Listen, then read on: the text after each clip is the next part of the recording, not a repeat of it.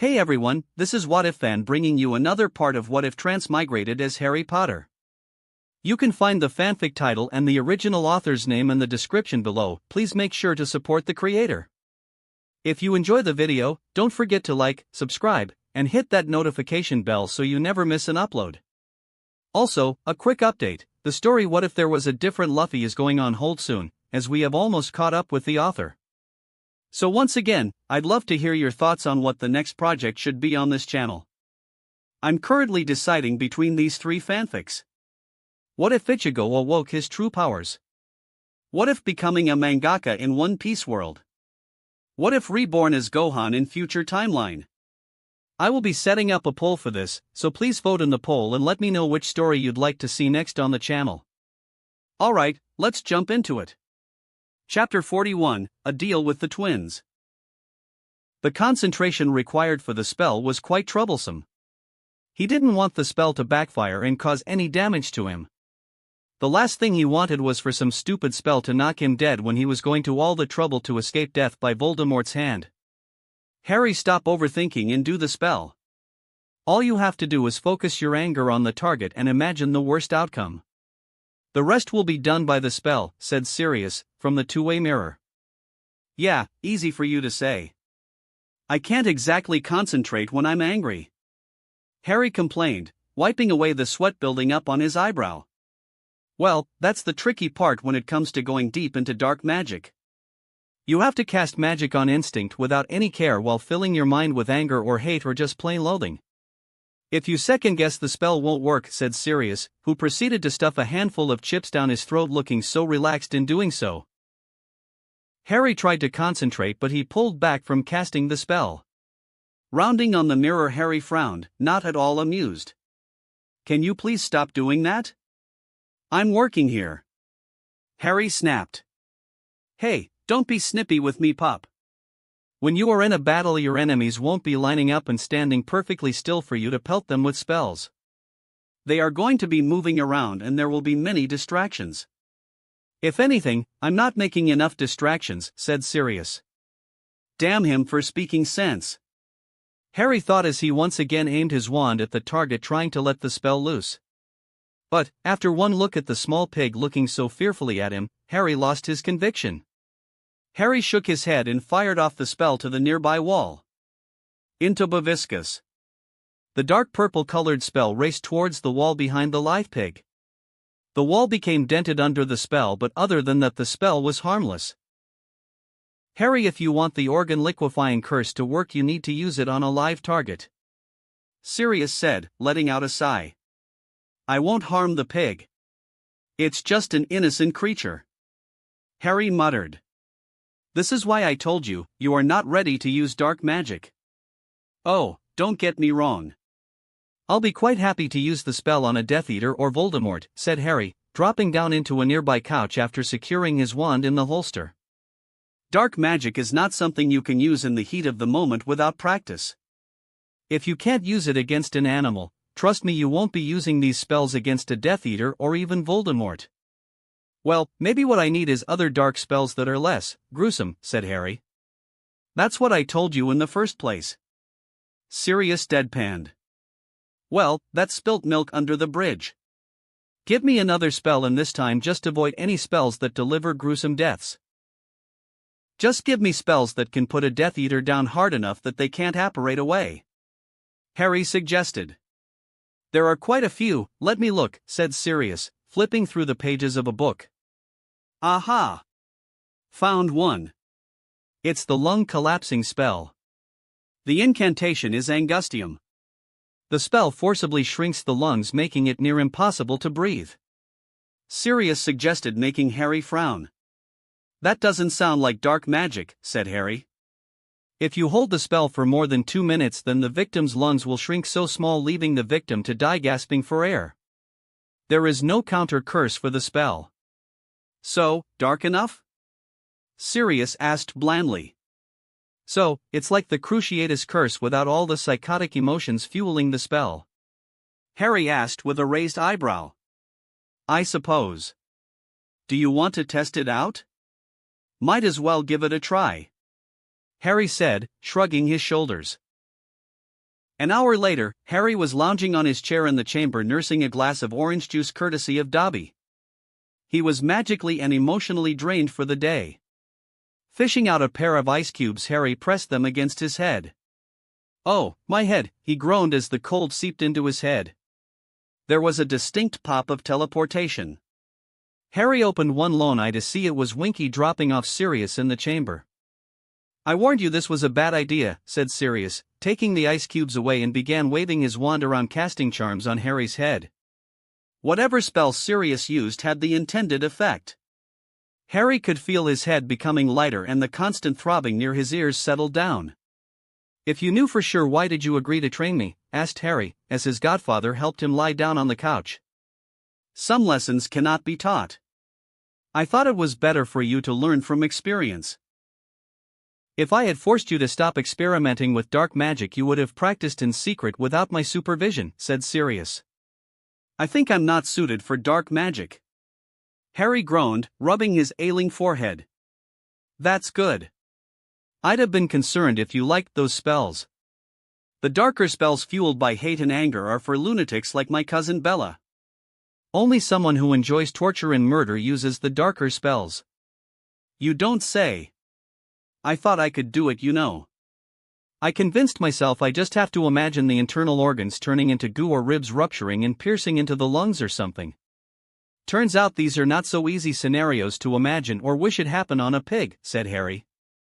The two of them descended into a comfortable silence as Sirius finished up his work.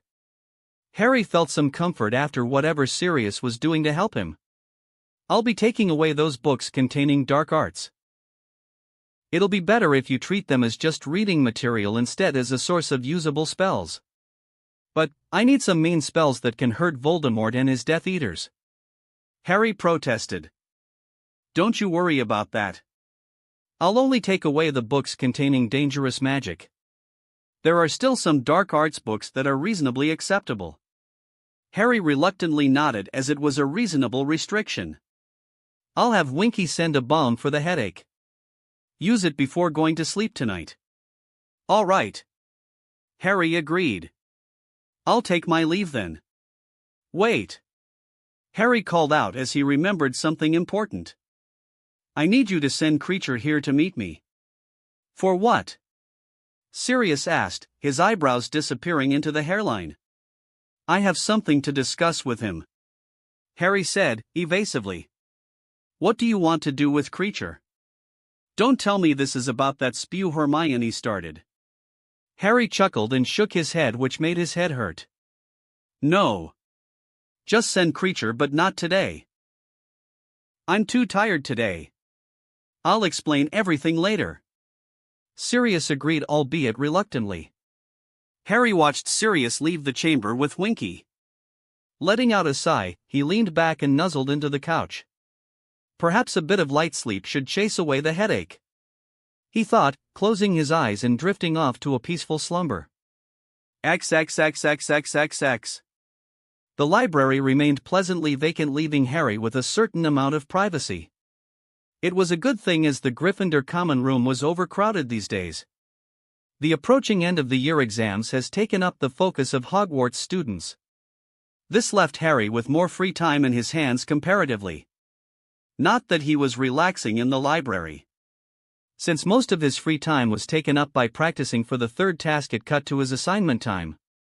So much so that he was forced to allocate a portion of his research time in the library to focus on completing the assignments. Last week, it was just Snape who was demanding essay after essay in ridiculous lengths as assignments. Now, Professors Sprout, Vector and Babbling were taking the lead. Out of the three, Professor Babbling was the most troublesome one. At times Harry felt like the ancient runes professor was sort of punishing him and at the same time rewarding him. The runes professor had called him into her office and assigned him a boatload of assignments in the form of essays and some faulty rune clusters that he had to compile and weed out the errors. This was quite a lot of workload, but Professor Babbling insisted that he complete the work, as he had skipped an entire year by landing in her class in his fourth year. On the other hand, Professor Babbling also gave him an interesting project. While initially, Professor Babbling insisted to focus on improving the shield ring, the runes professor greenlit his other project with some modifications. Instead of finding a way to shield Muggle technology, he was asked to work on a runes project that allowed the Muggle technology subservient to magic. The professor wanted a rune cluster that can take control of Muggle technology without destroying the circuitry. It was certainly going to be an ambitious project to be sure, but if it succeeds, he was not ignorant of the implications. If he could develop a runic cluster that can control Muggle technology, then the potential use of such knowledge was dangerous and exceptionally valuable. While this was the case, Harry was not so naive to think that this was not attempted before. Surely, scores of wizards and witches must have attempted something similar in the past. Of course, Professor Babbling was no simpleton. She most likely assigned him this project to keep him occupied and not bother her. Or she wanted to see some progress because she wanted to see a tangible project plan he can show after the summer holidays. He was even allowed to formulate a project team. If he could impress the professor with the plan and the project group members when the next academic year starts, he was promised more help and perhaps even a grant for all the expenses incurred. But the work was still on the back burner for now. There were other important events to keep an eye on, with the third task coming up. This is why he was waiting for 2 people to show up for a secret meeting in the library. As he finished another page of the herbology assignment, he was joined by 2 more people at the table. "Welcome, you two. I was thinking you guys forgot our meeting," said Harry, looking into the identical faces of the Weasley twins. "Why are we here, Harrikins? Did Hermione put you up to this? If she did, we totally had nothing to do with those drawings of Crumb chasing after her as a paper plane." Harry looked from George to Fred each time they were switching their speech, and it was hurting his head. "Well, that's quite the story, but I didn't ask you 2 troublemakers here for any of that. I've come to learn that you 2 have been duped by Bagman with a bet, right?" Suddenly, the easygoing look of the twins shifted to serious. "How do you know that?" asked Fred, frowning just like his twin. "Doesn't matter. I also know you 2 have been working towards making that joke shop idea of yours a reality. I'm here before you 2 with an offer that you cannot refuse." The twins looked confusedly at each other before blinking owlishly at Harry. Harry meanwhile noticed that Madame Pants could check up on them if there was too much sound. So, he immediately put up a silencing ward around the table. "Harry, exactly what are you offering?" "I am offering you full funding for your joke shop. Whatever amount of galleons you need, I can raise that amount to make your joke shop a reality," said Harry. "No, Harry. We can't do that."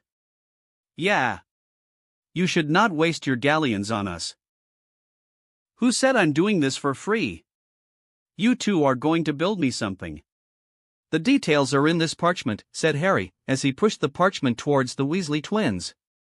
"What is this?" asked Fred, taking the parchment and exchanging a hesitant look with his brother. "This is a test. You'll get all the resources you 2 need free of cost for completing this project. If you complete this project within 2 weeks, you'll not just have secured the funds for your joke shop, but I'll even introduce you 2 to 2 marauders." "Wait. What did you just say?" asked Fred, eyes wide as saucers. "Did you just say we can meet with 2 marauders?" asked George. "Yes," Harry said, laughing at the face the Weasley twins were making. "Don't forget you'll also get the necessary funds for your joke shop as well. Not to mention I might be able to persuade the marauders to chip in and help you guys with the joke shop." Fred and George suddenly reached across that table and took each of Harry's hands into theirs. Tears of joy were running from their eyes. "Where do we sign?" the twins asked in unison. Harry smiled at the 2 while rejoicing at a job well done. Enlisting the help of the twins should take some load off of his shoulders. He could now allocate more time to training for the conflict ahead instead of getting bogged down by schoolwork. Helping the twins to fulfill their dream was just an added bonus. He was also sure Sirius would actually enjoy working with the Weasley twins. He was hoping he could rope in Remus Lupin as well given enough time. "It's time I dismantled Dumbledore's faction and create my own. The war is about to begin." Chapter 42, Slytherin's Locket. The silence in the chamber was deafening. To ensure nothing goes amiss, Harry had even relocated Buckbeak. Sirius was only too happy to host Buckbeak in Grimmauld Place. In fact, Buckbeak was offered permanent resident status in the Black Manor thanks to being instrumental in Sirius' escape from Hogwarts. For the last 2 weeks, Harry has been preparing the chamber for what he considered a bold move against Voldemort. He had gone over and over in his mind the pros and cons of this preemptive strike. The cons would lead to quite disastrous results. If Voldemort can sense the destruction of one of his Horcruxes, then the consequences would be unpredictable. The Dark Lord could seek out the remaining Horcruxes and hide them somewhere else under powerful wards. Such a situation would prove to be detrimental to the eventual destruction of Voldemort and his Death Eaters. Keeping this in mind, Harry with the help of Sirius erected powerful barriers and wards inside the chamber. There were no known wards in the Black Library capable of containing Horcruxes. He already checked after Sirius agreed to loan some of the books regarding the subject. If there were any, he has yet to find one. Slytherin's library was also in the same boat. Some of the books in Slytherin's library could not be translated using quick translating quills. For some reason, some of the books and scrolls of Celtic and Egyptian origin were warded against foreign magic. The real kicker was those wards were still in effect even after 1,000 years. Exactly how Slytherin managed that, he had no idea. The only relevant writings accessible in the chamber regarding Horcruxes were some notes from Tom Riddle. Those notes, while informative about the thinking process of Riddle, were in no way any help when it comes to creating wards against Horcruxes. However, Harry could not afford to admit defeat and proceed without taking any precautions. Or he could abandon the whole idea and wait patiently to gather all Horcruxes and destroy them together. The only problem was that the longer he waited, Voldemort would gather more power to his side. Besides, the one thing he managed to glean from poring over several books about Horcruxes is that Voldemort could become weak if more Horcruxes are destroyed. Herpo the Foul was the first to create a Horcrux. If some of the books are to be believed, Herpo placed his soul inside a coin which he placed amongst his vast treasure hoarded over 9 centuries of life. The stories would have you believe Herpo's pet basilisk destroyed his soul shard accidentally, as it was the guardian of the Dark Wizard's treasure. Unintentional or not, after the soul shard of Herpo was destroyed, his 9-century-long dominance came to an abrupt halt. The Dark Wizard didn't die immediately, but his magical power was greatly diminished from then on. His iron grip over Eastern Europe eroded and he disappeared altogether from the world's notice. While Herpo was not confirmed dead, it was a fact that his power greatly diminished. The simple fact that the guy tried to make some good PR stunts, like publicly making apologies and overt shows of remorse for his past actions, was well recorded in the annals of wizarding history. It was an attempt by Herpo to consolidate his power in the wizarding world through soft power. How long that attempt worked was up for debate, but it certainly didn't work in the long term. So, from a strategic point of view, this was the perfect time to magically cripple Voldemort. The more Harry studied Horcruxes, he learned one thing. Voldemort's power was his ability to freely use dark magic like breathing. Unlike popular theory, multiple Horcruxes didn't make Voldemort weaker in any sense. If anything, the Horcruxes made Voldemort more dangerous. An average wizard would struggle to cast most dark spells simply because the mentality needed for the spells to bind was difficult to maintain for long periods. Constantly using anger, hatred, the intent to kill and so on was no sustainable way to live a life. By creating multiple Horcruxes, Voldemort has circumvented this natural impediment. Essentially, Harry would say that Voldemort was no longer human in any sense. Harry flicked his wand, charging the runes he painstakingly carved on the floor to come to life. Since there were no known wards that could contain a Horcrux, he used wards that could trap some of the darkest creatures known to wizards, like Dementors. He didn't stop there. Wards for trapping cursed objects, wards against ill intent, and even a series of shield charms were also used to construct a dome of pure energy against the Horcrux. Harry looked at Ravenclaw's diadem lying on the ground surrounded by the protective wards. He considered the wards a success, as he could not feel any ill intent or whispers from the Horcrux once they were powered up. It took quite a lot of difficulty to make everything work, especially with keeping Sirius out of the loop. Or maybe, Sirius must have guessed what was happening from all the strange questions he had asked and the dark arts books he borrowed from the Black Library. Of course, he had to promise Sirius that he'd come clean before the third task, which was now only a week away. So, creature, are you ready to see this? Harry asked, looking at the shabby-looking black elf. Creature looked pained to be present here. The poor elf was forcing himself to be present in the chamber because Sirius ordered so. It was a cruel thing to do to force Creature to stay against his will. But this had to be done. Harry wanted Slytherin's locket destroyed, but he wanted Creature's cooperation as well. He wanted Creature not to work against him or Sirius in the future. This little event was a start to solidify Creature in his camp, so to speak. Everybody in the wizarding world underestimates house elves. Harry was not prepared to fall into the everybody category. Creature wonders what the half-blood wants him to see. Blood Traitor Master forces Creature to obey. What would Mistress think of Creature? The old elf croaked, his baggy eyes trained on Harry accusingly. Harry got on his knees so that he could have better eye contact with Creature. More than a decade ago, Regulus Black took you to a cave and tasked you with the destruction of a locket. The magic in that locket is the vilest form of magic that keeps the Dark Lord immortal. Do you still have that locket? He could see the question rattled Creature to the core. This secret was only privy to Creature and Regulus. No one in the world knew how or why Regulus died. Not even his family. How? How does the half-blood know of Master Regulus? Asked Creature, giving Harry a look that was equal parts loathing and pained. That doesn't matter. What matters is that the tiara sitting there has the same magic that the locket holds. Tell me, Creature, do you know how to destroy the tiara or the locket? Creature said nothing, but his eyes suddenly teared up with unshed tears. The old elf let out a shiver before promptly bursting into tears. Creature tried many times. But Creature failed to fulfill Master Regulus' orders. Creature wailed, blowing his nose against the gray rag that the old elf was wearing. Well, you can fulfill Regulus' last wish if you can bring the locket here, said Harry, pointing his wand at a small glass vial containing a viscous fluid. Using the levitation charm, he made the vial gently float towards the tiara on the ground. Infusing his will into the spell, Harry managed to tilt the vial on its side, spilling the contents of the vial on the tiara. Rowena Ravenclaw was undoubtedly a magnificent witch for her time, and her spells were even still considered the epitome of sorcery. However, her tiara, which was imbued with her powerful magic, was no match for the corrosive power of a 1,000-year-old basilisk's venom. The tiara hissed and boiled as it took the full brunt of the basilisk venom. With a shrill scream, black smoke began to pour out of Ravenclaw's diadem. Harry was ready with enforcing his occlumency barriers to the best of his abilities. He expected some reaction from the soul shard in his scar, but nothing happened.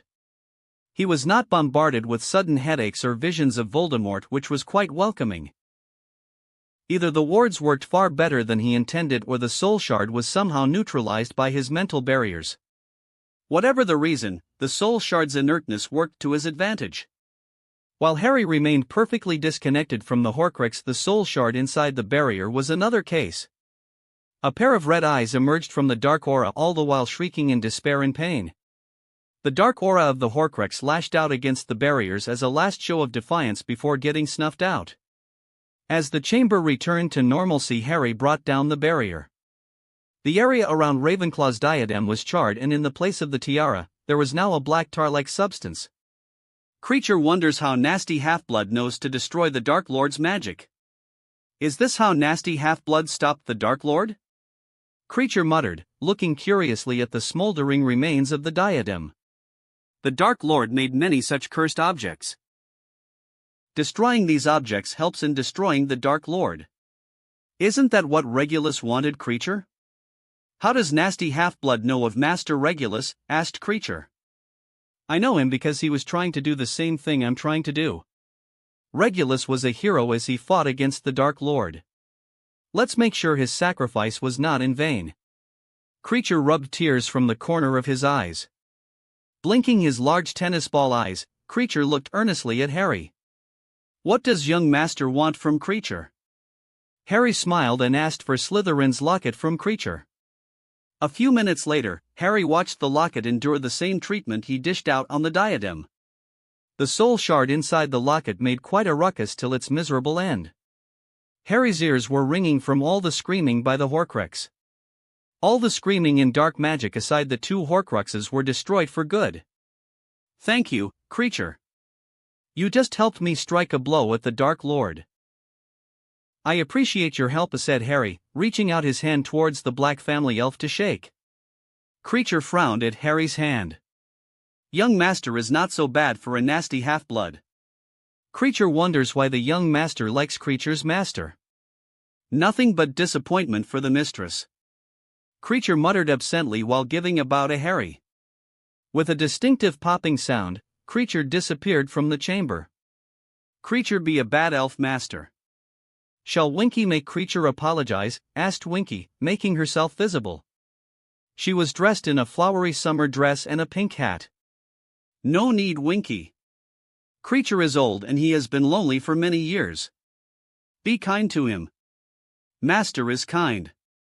Winky bowed low before teleporting away. Harry spent some time in the chamber vanishing the remains of the two Horcruxes. He also used a minor cleansing ritual that ancient Celtic wizards used to ward off lingering dark magic or evil spirits. He wanted to make sure there was nothing untoward left in the chamber clinging to the natural magic of the place and feeding off it. He was not leaving anything to chance with the chamber, especially with the lingering magic of a dead basilisk. Giving one last look at the chamber, Harry called for Dobby and took his leave. XXXXXXX. I'm so jealous of you now. Harry looked up from the book in his hand.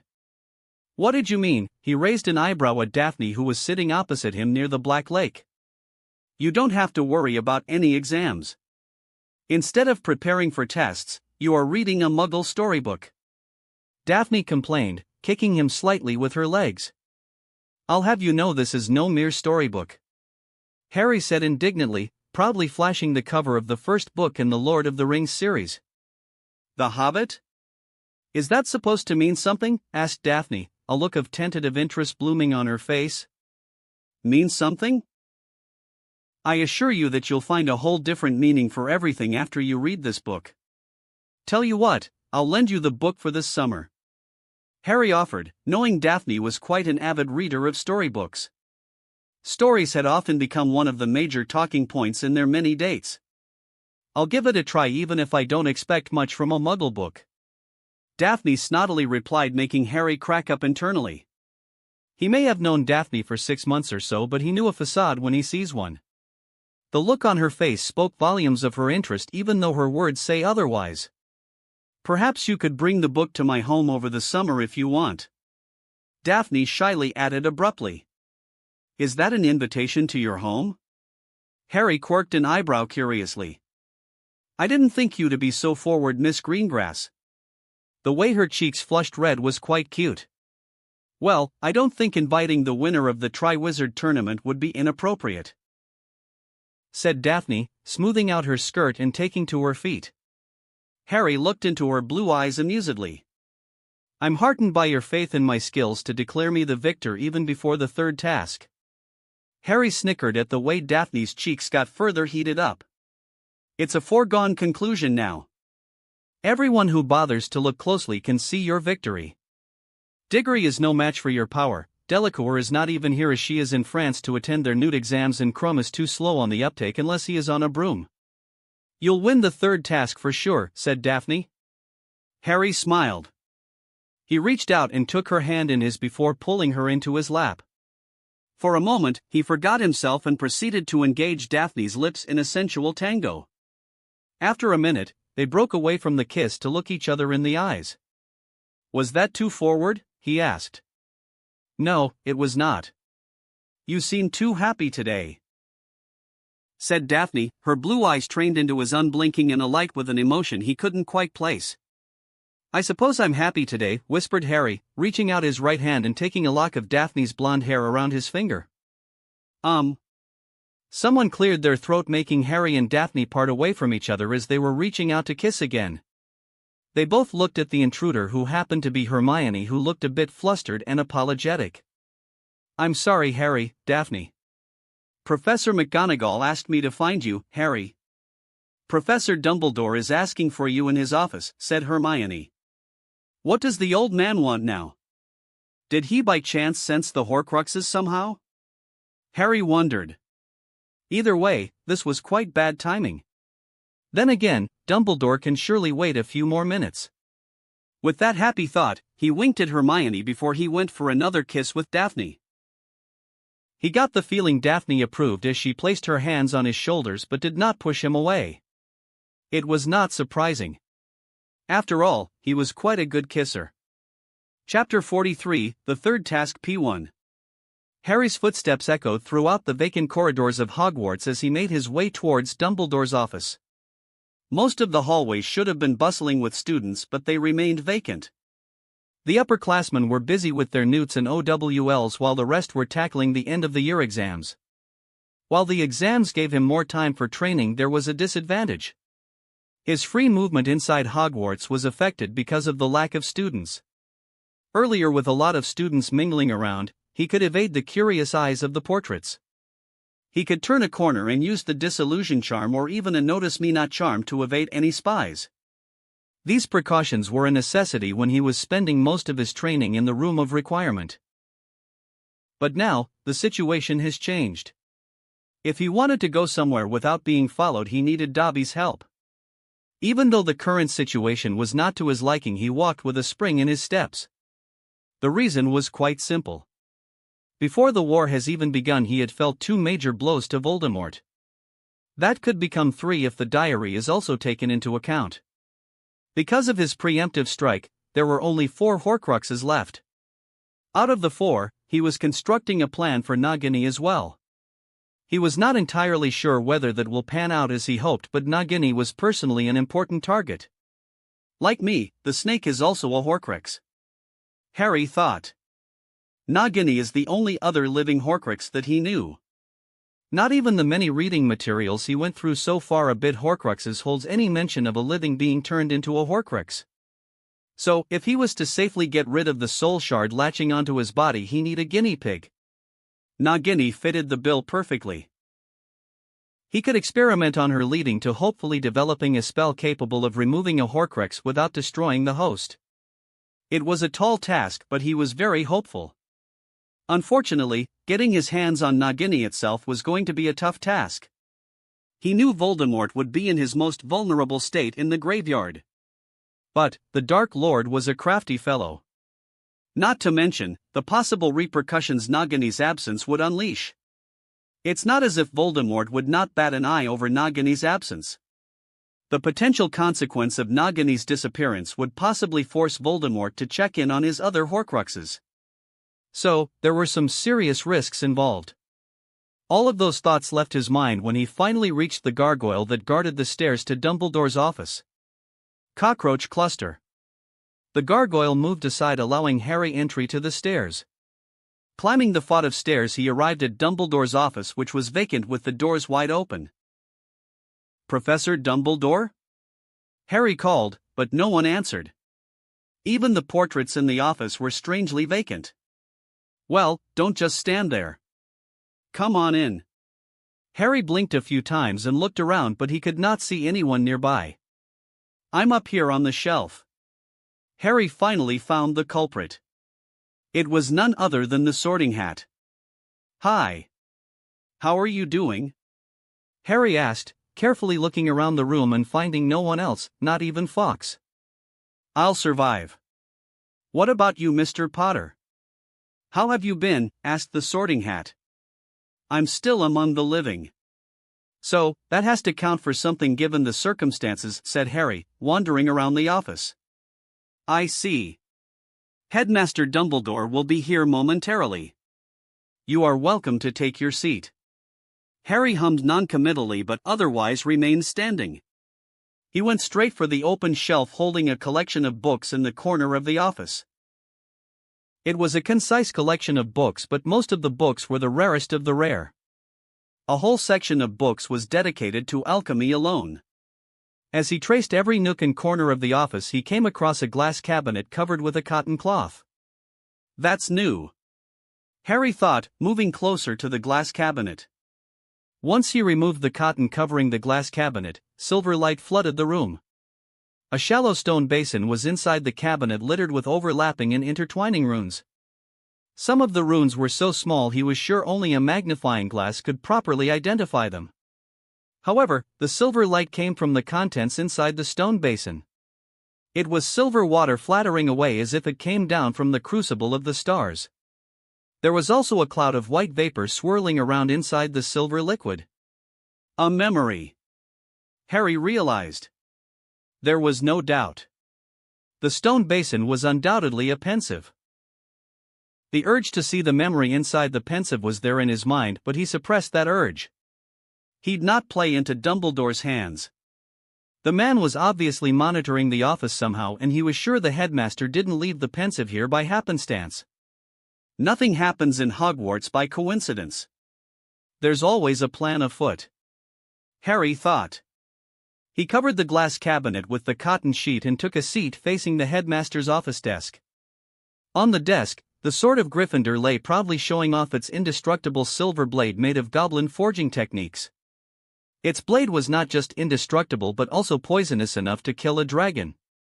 Quite deadly, just as it was in Gryffindor's hands. Harry thought, disregarding the modern interpretation of wizarding history which paints Godric Gryffindor as some saintly figure. Ah, Harry. Forgive my tardiness. I was otherwise engaged with my guests, said Dumbledore, entering the office, making Harry turn around in his seat. Dumbledore was not alone. There was a group of 3 following the headmaster. Harry immediately recognized the witch dressed in pink robes. It was none other than Dolores Umbridge. He gathered the other 2 were Aurors. Mr. Potter. We meet at last. I'm Dolores Umbridge. It was my wish that you be present here despite Headmaster Dumbledore's wishes, said Umbridge, a simpering smile on her face. Charmed to meet you, ma'am. If you don't mind me asking, why am I here? Asked Harry, looking curiously at the woman. Well, you see, Mr. Potter. I've been charged by the minister to oversee the investigation into Bartemius Crouch's disappearance and his further illegal acts. The trial of Mr. Black exposed Crouch's illegal activities. I suspect he was not just involved in the wrongful incarceration of Mr. Black but also responsible for your entry into the Triwizard Tournament. Harry blinked a few times, looking uncomprehendingly at the woman who smiled indulgently at him. It took him a moment to realize the ministry was dumping all the blame on Crouch's head and washing their hands off the issue. Crouch was the perfect scapegoat. The man was unamusing and strict. He has no friends in the ministry, and most importantly, the guy was part of the old regime. Blaming everything on Crouch would absolve the present regime politically. At least, that's how they'd present the plot to the people. All things considered, it was a smart move. Harry was not going to challenge the findings of Umbridge. Mostly because there was no point. If the official ministry version puts the blame on Barry Crouch Sr. for Harry's entry into the tournament, he was quite happy. Barry Crouch Jr.'s exposure would only strengthen the ministry version, forcing them to stick to their current story in the future. That should neatly avoid any allegations sticking to his name in the future. So, Harry stood up with a warm and welcoming smile on his face. I appreciate your candor, ma'am. Now that you have identified the culprit, I hope the ministry will promptly capture Mr. Crouch and bring him to justice, said Harry, showing his appreciation by dipping his head respectfully. Of course. The ministry will promptly bring Mr. Crouch to justice. We do not tolerate such unscrupulous characters in the ministry. Umbridge replied cheerfully with an air of importance around herself, as if she was personally about to capture Crouch. However, there is one thing. I have some questions for you. It will be helpful to my investigation. Of course. Please ask away, said Harry, waving his hand in a welcoming gesture. Thank you, Mr. Potter. When was the first time you met Mr. Crouch? Umbridge asked while an Auror quickly took out a quill and began scribbling down on a notepad. I met Mr. Crouch at the Quidditch Stadium where Ireland was playing against the Bulgarians. Have you ever conversed with Mr. Crouch? I have not, ma'am. I was, however, present when Mr. Crouch explained the rules of the tournament after my name came out of the Goblet of Fire. Harry answered while Umbridge nodded before skipping to her next query. It is the Ministry's opinion and mine as well that Mr. Crouch intended to endanger you by illegally entering you into this tournament. While some do not share this opinion. Umbridge-eyed Dumbledore, who was calmly sitting at his seat behind the table. We at the Ministry strongly believe so. Clearing her throat, Umbridge turned her back on Dumbledore and her beady eyes bored into Harry's green eyes. You've been extremely cooperative and helpful so far, Mr. Potter. Now, I ask you, is there anything else you want to tell me? Anything at all? Umbridge asked earnestly, putting on an act of a concerned aunt. She's good when she's not a psychotic child abuser. Harry thought. Truth be told, he had quite a lot of stuff he needed to say to Umbridge. Not that he mistook her act as a genuine desire to help out a teenage kid caught up in a situation well out of his control or anything. No. Instead, he saw her for what she truly was. A cutthroat politician looking to undermine her enemy in some way. She was fishing for something to use against Dumbledore. Unfortunately, Harry was not in a position to divulge anything significant that could harm Dumbledore, especially when the man was sitting 3 feet from him. Though Harry was incapable of throwing a bone at the woman, he could still reassure her of her faith that her enemy was none other than Dumbledore. So, Harry carefully strayed his eyes from Umbridge to look at Dumbledore. He hoped he put the right amount of questioning look on his face before he abruptly jerked his eyes back to Umbridge. He could see a flash of understanding being lit in Umbridge's eyes. If he was correct, Umbridge would assume he was fearful of Dumbledore and the headmaster has something to hide. Umbridge was certainly not coming to this realization at that moment. She was already suspicious and holds some unsavory views about Dumbledore. Harry was merely reinforcing her beliefs and pointing her against Dumbledore. I think that's about it, Mr. Potter. I thank you for your cooperation, said Umbridge, a satisfied smile adorning her face. Glad to be of assistance, ma'am. Harry tacitly replied. Harry observed as a silent spectator as Umbridge exchanged some meaningless pleasantries with Dumbledore before taking her leave along with the 2 Aurors using the flue. Now, it was just Harry and Dumbledore in the office. Tell me, Harry. Has anything happened that should be brought to my attention? Dumbledore asked all of a sudden. Well, I can't think of anything out of the ordinary. Harry answered, keeping a straight face. He got the feeling Dumbledore was fishing for something. Exactly what, he had no idea. I see. If there is nothing else, then I won't keep you away from your preparations for the 3rd task, said Dumbledore, a clear dismissal if nothing else. Harry didn't dally around. He took the offered chance and bolted out of the office. But, instead of continuing the training, he went straight for the kitchens. Training could come later. He was quite famished. The elves might be open to offering him some biscuits and tea if he asked nicely. Besides, as far as training was concerned, he only needed to practice some of the jinxes Hermione picked out for him from the library. The rest of the plan was coming along smoothly. He was ready to take on the 3rd task in Voldemort. Time would tell whether his preparation was enough. Chapter 44, the 3rd task P2.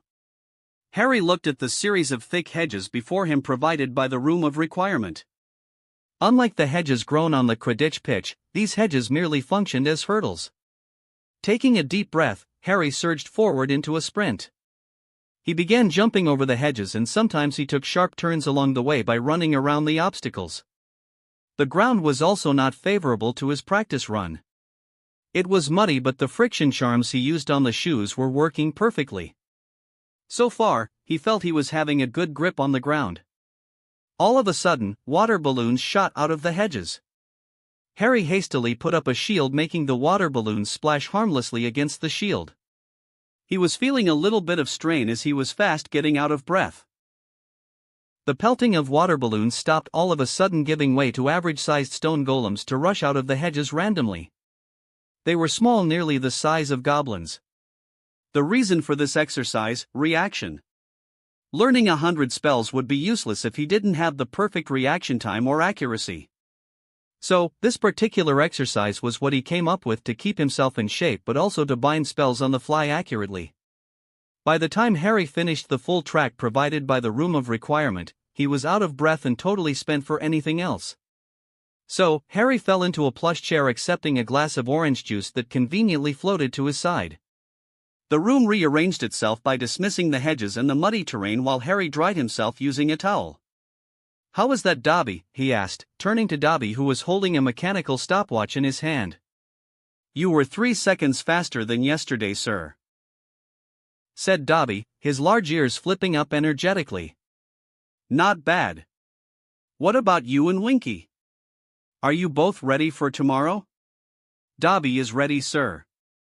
But Dobby worries for Winky, sir." "Winky be a good elf, sir, but she has not done anything like this," said Dobby, his green tennis ball eyes shining with concern. Harry held back a laugh at Dobby's concern for Winky. It was as if Dobby had the experience of any kind in what they were about to do at the graveyard. If everything goes smoothly, his plan would be the largest blow Voldemort and his Death Eaters would have ever suffered in a single day. Not to mention, the elaborate cover-up he planned to keep the ministry running in circles. Despite that, he was not ignorant of Winky's and Dobby's pre-jitters as the plan was set to unfold tomorrow evening. "Tell you what, Dobby. Let's ask for Creature's help as well," Harry suggested. That's how Harry found himself in the chamber with Dobby. Fishing out the two-way mirror from his moleskin pouch, Harry called for Sirius. Thankfully, Sirius was quick to answer. "Hey, Harry. You need something? Did you get the potion and the charmed glass case?" asked Harry. "Got it with me." "Are you going to explain what this is all about, because it was not easy to get the potion prepared on such short notice?" Sirius complained. Harry took a moment to think it over before he made up his mind to keep Sirius in the loop. "You should come over. Bring Winky and Creature. It's time to fill you in on the details," Harry finally said. A few minutes later, Harry was observing Sirius, who got a small glimpse of his plans. "So, let me get this straight. Mad-Eye Moody is an imposter and he is none other than Barty Crouch Jr.? Sirius asked incredulously. "Yes." Harry nodded. "I've known Moody for a while and his reputation would suggest what you say is impossible. Also, Barty Crouch Jr. died in Azkaban." "Exactly how do you know this?" Sirius asked, a bit skeptical of Harry's claims. Harry was prepared for this line of questioning. It was not like he can explain the whole soul transmigration with a straight face and get away with it. Not to mention he didn't want to say the real Harry is gone to Sirius because some random omnipotent being wanted to have some fun. Instead, he led with a convenient lie. "I found out by using this," said Harry, brandishing the Marauder's map. Thankfully, the fake Moody was pacing inside Moody's office. The map showed the name Barty Crouch moving back and forth inside the room, while another Barty Crouch tag was seen unmoving along with Alastair Moody. The real Moody and Barty Crouch Sr. are imprisoned inside the office, while Barty Crouch Jr. is impersonating Moody using the Polyjuice potion. If you want further proof, you only need to ask Winky. She was Crouch's elf before she was dismissed from service, said Harry, looking at Winky, who looked like she was ready to burst into tears. Dobby thinks Winky should not cry. Winky be no longer a Crouch elf. She be a Potter elf. Dobby's unexpected support seems to do the trick, helping Winky to look more resilient. Winky wiped away her tears and seemed to get a hold of herself. Master Harry is right. Master Crouch saved his son from Azkaban. But Winky didn't know the young master was in Hogwarts, said Winky, peering at the Marauder's map with a forlorn look. That son of a wanker. Sirius muttered darkly, looking ready to blow a gasket. Sirius, I told you about this because you deserve to know. But there will be no rash decisions this time. We will stick to the plan to the end. Harry warned, looking intently into Sirius' gray eyes. He watched Sirius pace for a while, muttering curses and obscenities at the two Crouches before he finally relented. Fine. We'll follow your plan. I hope your plan lands them both in Azkaban. Better. They'll both get the Dementor's kiss. Harry smirked at his godfather, who returned the gesture. All right. Now, why do you need an indestructible glass case and the draft of living death? Asked Sirius, jabbing his thumb at the giant glass case filled with one of the most dangerous potions known to wizardkind. I'm glad you asked, Harry said, rubbing his hands together in excitement. I believe Creature can help me here and he might find it particularly rewarding. XXXXXXX. It was the day of the third task. Harry was well rested thanks to the good amount of sleep he got last night. He was about to orchestrate one of the biggest pranks on Voldemort and the Ministry. A well-rested mind was the need of the hour for pulling something off that scale right under everyone's nose.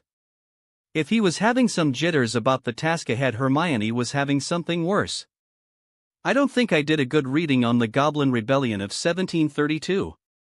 I think I may have forgotten all about it. Hermione gasped out, making Harry look up from his plate full of bacon and fried eggs. Put. As if. Ron snorted dismissively. Nobody's talking to you, Ron. Mind your own business. Hermione snapped. She's got that look she had before she punched Malfoy last year. Harry covertly muttered to Neville, who was thankfully insulating him from Ron. You reckon she's gonna punch him? Asked Neville. Nah. There are too many eyes on her. If only this was in the common room. Shame. I would have loved to see that, said Ginny, surprising both Harry and Neville to know that their conversation was not exactly very secretive. Ron's your brother, you know. Harry reminded the youngest Weasley. Thank you for reminding me of that unfortunate fact, Harry, said Ginny. You're welcome. Harry winked, causing Ginny to turn away with rosy cheeks. Hey, Harry. Feeling all right there, buddy? Fred and George slipped next to Harry, patting him on the shoulder. Just a bit hungry, said Harry, wincing as the argument between Ron and Hermione was gaining more pitch. You know, George. Maybe we should find something that makes our dear Ronican shut up or make him smart.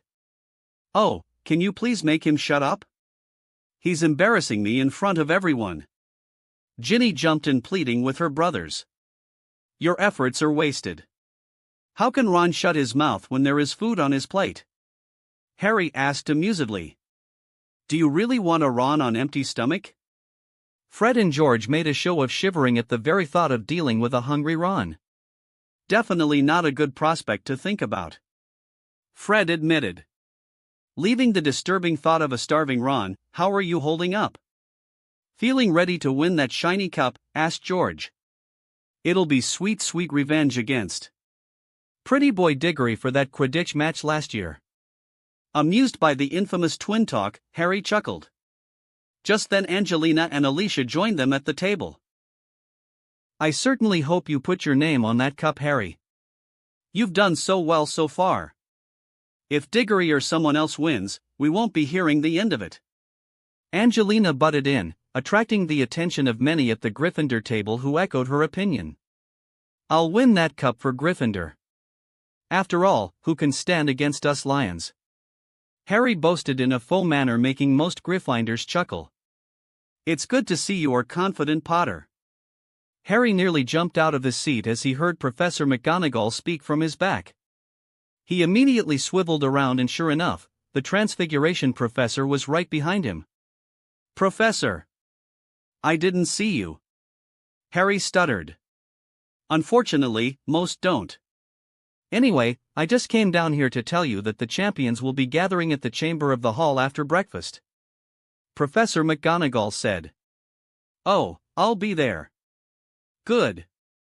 And Potter, good luck. With her piece said, the professor moved away, leaving everyone to stare after her. Did anyone see her behind me? Harry asked, turning to Ginny and Katie, who were sitting opposite him. No. She was just suddenly there. It was as if she apparat into the spot, said Ginny, who was still gaping after Professor McGonagall. Oh, don't be silly, Ginny. You can't apparate inside Hogwarts.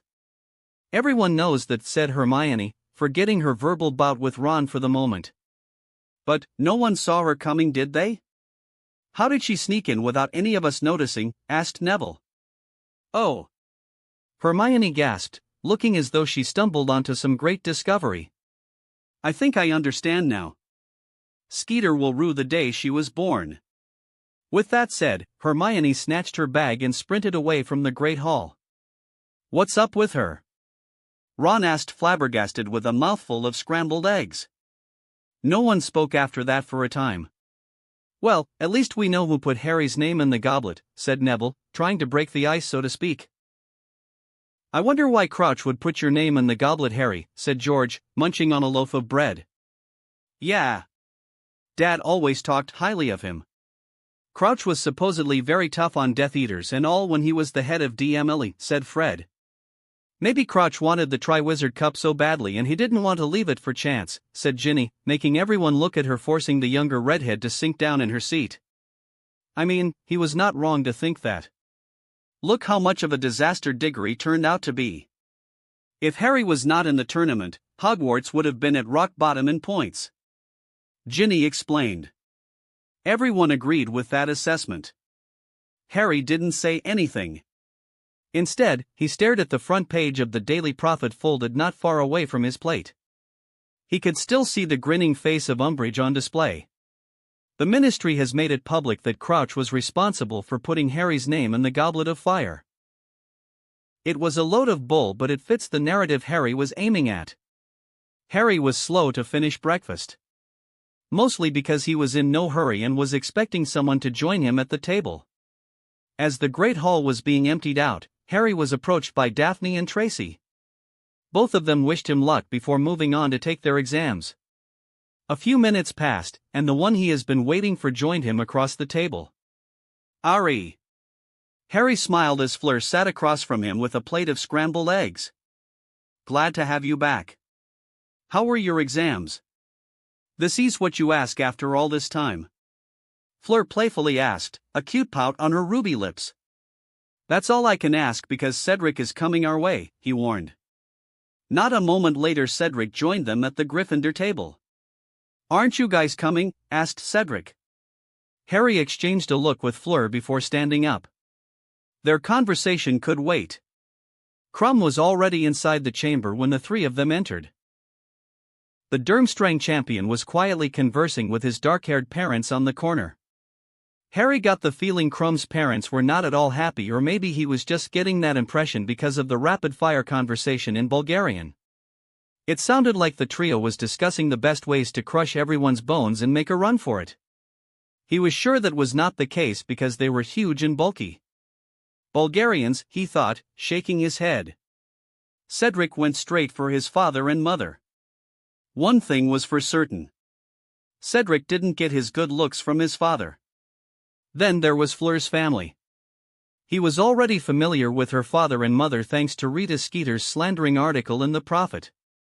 So, he was not overly surprised to see Sirius quietly conversing with Fleur's father. Fleur squeezed his hand before she skipped towards her mother. Fleur's little sister Gabrielle waved at him with a 1,000-watt smile.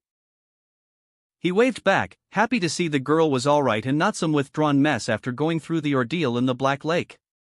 What surprised him, however, was the presence of Andromeda, Nymphadora, and Ted Tonks. Before you ask, Sirius asked Mom if she wanted to tag along. She forced Dad to go along with her. And I was like, I too want to see Hogwarts. So, here we are. Tonks said cheerfully. Harry let out a chuckle at Tonks' funny way of explaining their presence in Hogwarts. Thank you for coming. It's an incredibly nice gesture, Harry said, shaking hands with Ted and Andromeda. We Blacks have to stick together, especially during these troubled times, said Andromeda. Harry didn't get the full meaning until Sirius returned to their side. I forgot to tell you, Harry. I revoked Andromeda's banishment from the House of Black. She and little Nym here are back on the family tree, said Sirius. This is wonderful news. It seems congratulations are in order. I'm asking this out of pure curiosity. Did something change after you two were acknowledged? He asked curiously. Aunt Walburga had a fit. Other than that, nothing happened. Andromeda snorted. If my mother could die again, she would have after she heard the news. I had to ward off an entire portion of the house to silence her incessant screaming. Sirius complained. Harry suddenly felt a tug on his hand. Turning around, he was met with the smiling face of Gabrielle Delacour. She gave him a small box covered with a gift wrap. "It's a gift for saving her from the lake. Please accept it, Monsieur Potter," Apollon Delacour said. "Merci," said Harry, accepting the gift from Fleur's sister with a smile. Sirius began introducing the Tonks family to the Delacours. It didn't take long for everyone to split into groups and wander around the castle. Sirius slipped out with Ted Tonks and Mr. Delacour while Andromeda went away with Mrs. Delacour and Fleur's sister. This left Harry with Fleur and Nymphadora. Unsurprisingly, Nymphadora thought it was a good idea to check up on Hogwarts. So, she dragged both Harry and Fleur along for the ride, talking her way through the many portraits that filled the hallowed halls of Hogwarts. It was a long journey with Nymphadora leading the trip. Harry even pitched in and showed them some of the secret entrances to the school for Nymphadora's benefit, who was totally regretting being ignorant of those passages in her time as a student. Fleur, who usually found most British witches and wizards unbearable, seems to have taken a liking to Tonks mostly because of her choice of profession. Fleur seemed very impressed with Tonks for becoming an auror, a dangerous profession even in France. As the two witches conversed along the vacant hallways of Hogwarts, Harry noticed one thing. That little crush he was feeling for Nymphadora was completely absent now. He had his eyes trained on Fleur all the time. The way her lips moved, the way her hair flew in the wind, the way her hips danced as she moved, the way her voice clicked the right chords. He noticed all of that and nothing else. It was then that he knew for sure that he cared about Fleur more than any girl. Was it love? He didn't know. But it was certainly something close enough. This more than anything else made him determined to reach the Triwizard Cup as fast as possible. The longer it took, he'd be endangering everyone, including Fleur. Fortunately, he was prepared to finish the task faster. He just hoped everything would work as planned. For a better part of the morning, they wandered around the castle before winding up at the Great Hall just in time for lunch. They took up the Gryffindor table for having lunch. It was also interesting for the students to see all these new faces in the Great Hall. Some of the students were very interested in catching a glimpse of Sirius. His notorious reputation before the trial still loosely hung around him. But Sirius didn't seem all that bothered by the attention. The family of the champions were not the sole new faces in the Great Hall. There was the Minister of Magic sitting beside Dumbledore and some Ministry employees, including Ludo Bagman. Fudge looks happy enough. His approval ratings may have improved with that stunt Umbridge pulled. Sirius whispered to him. He is a bumbling politician.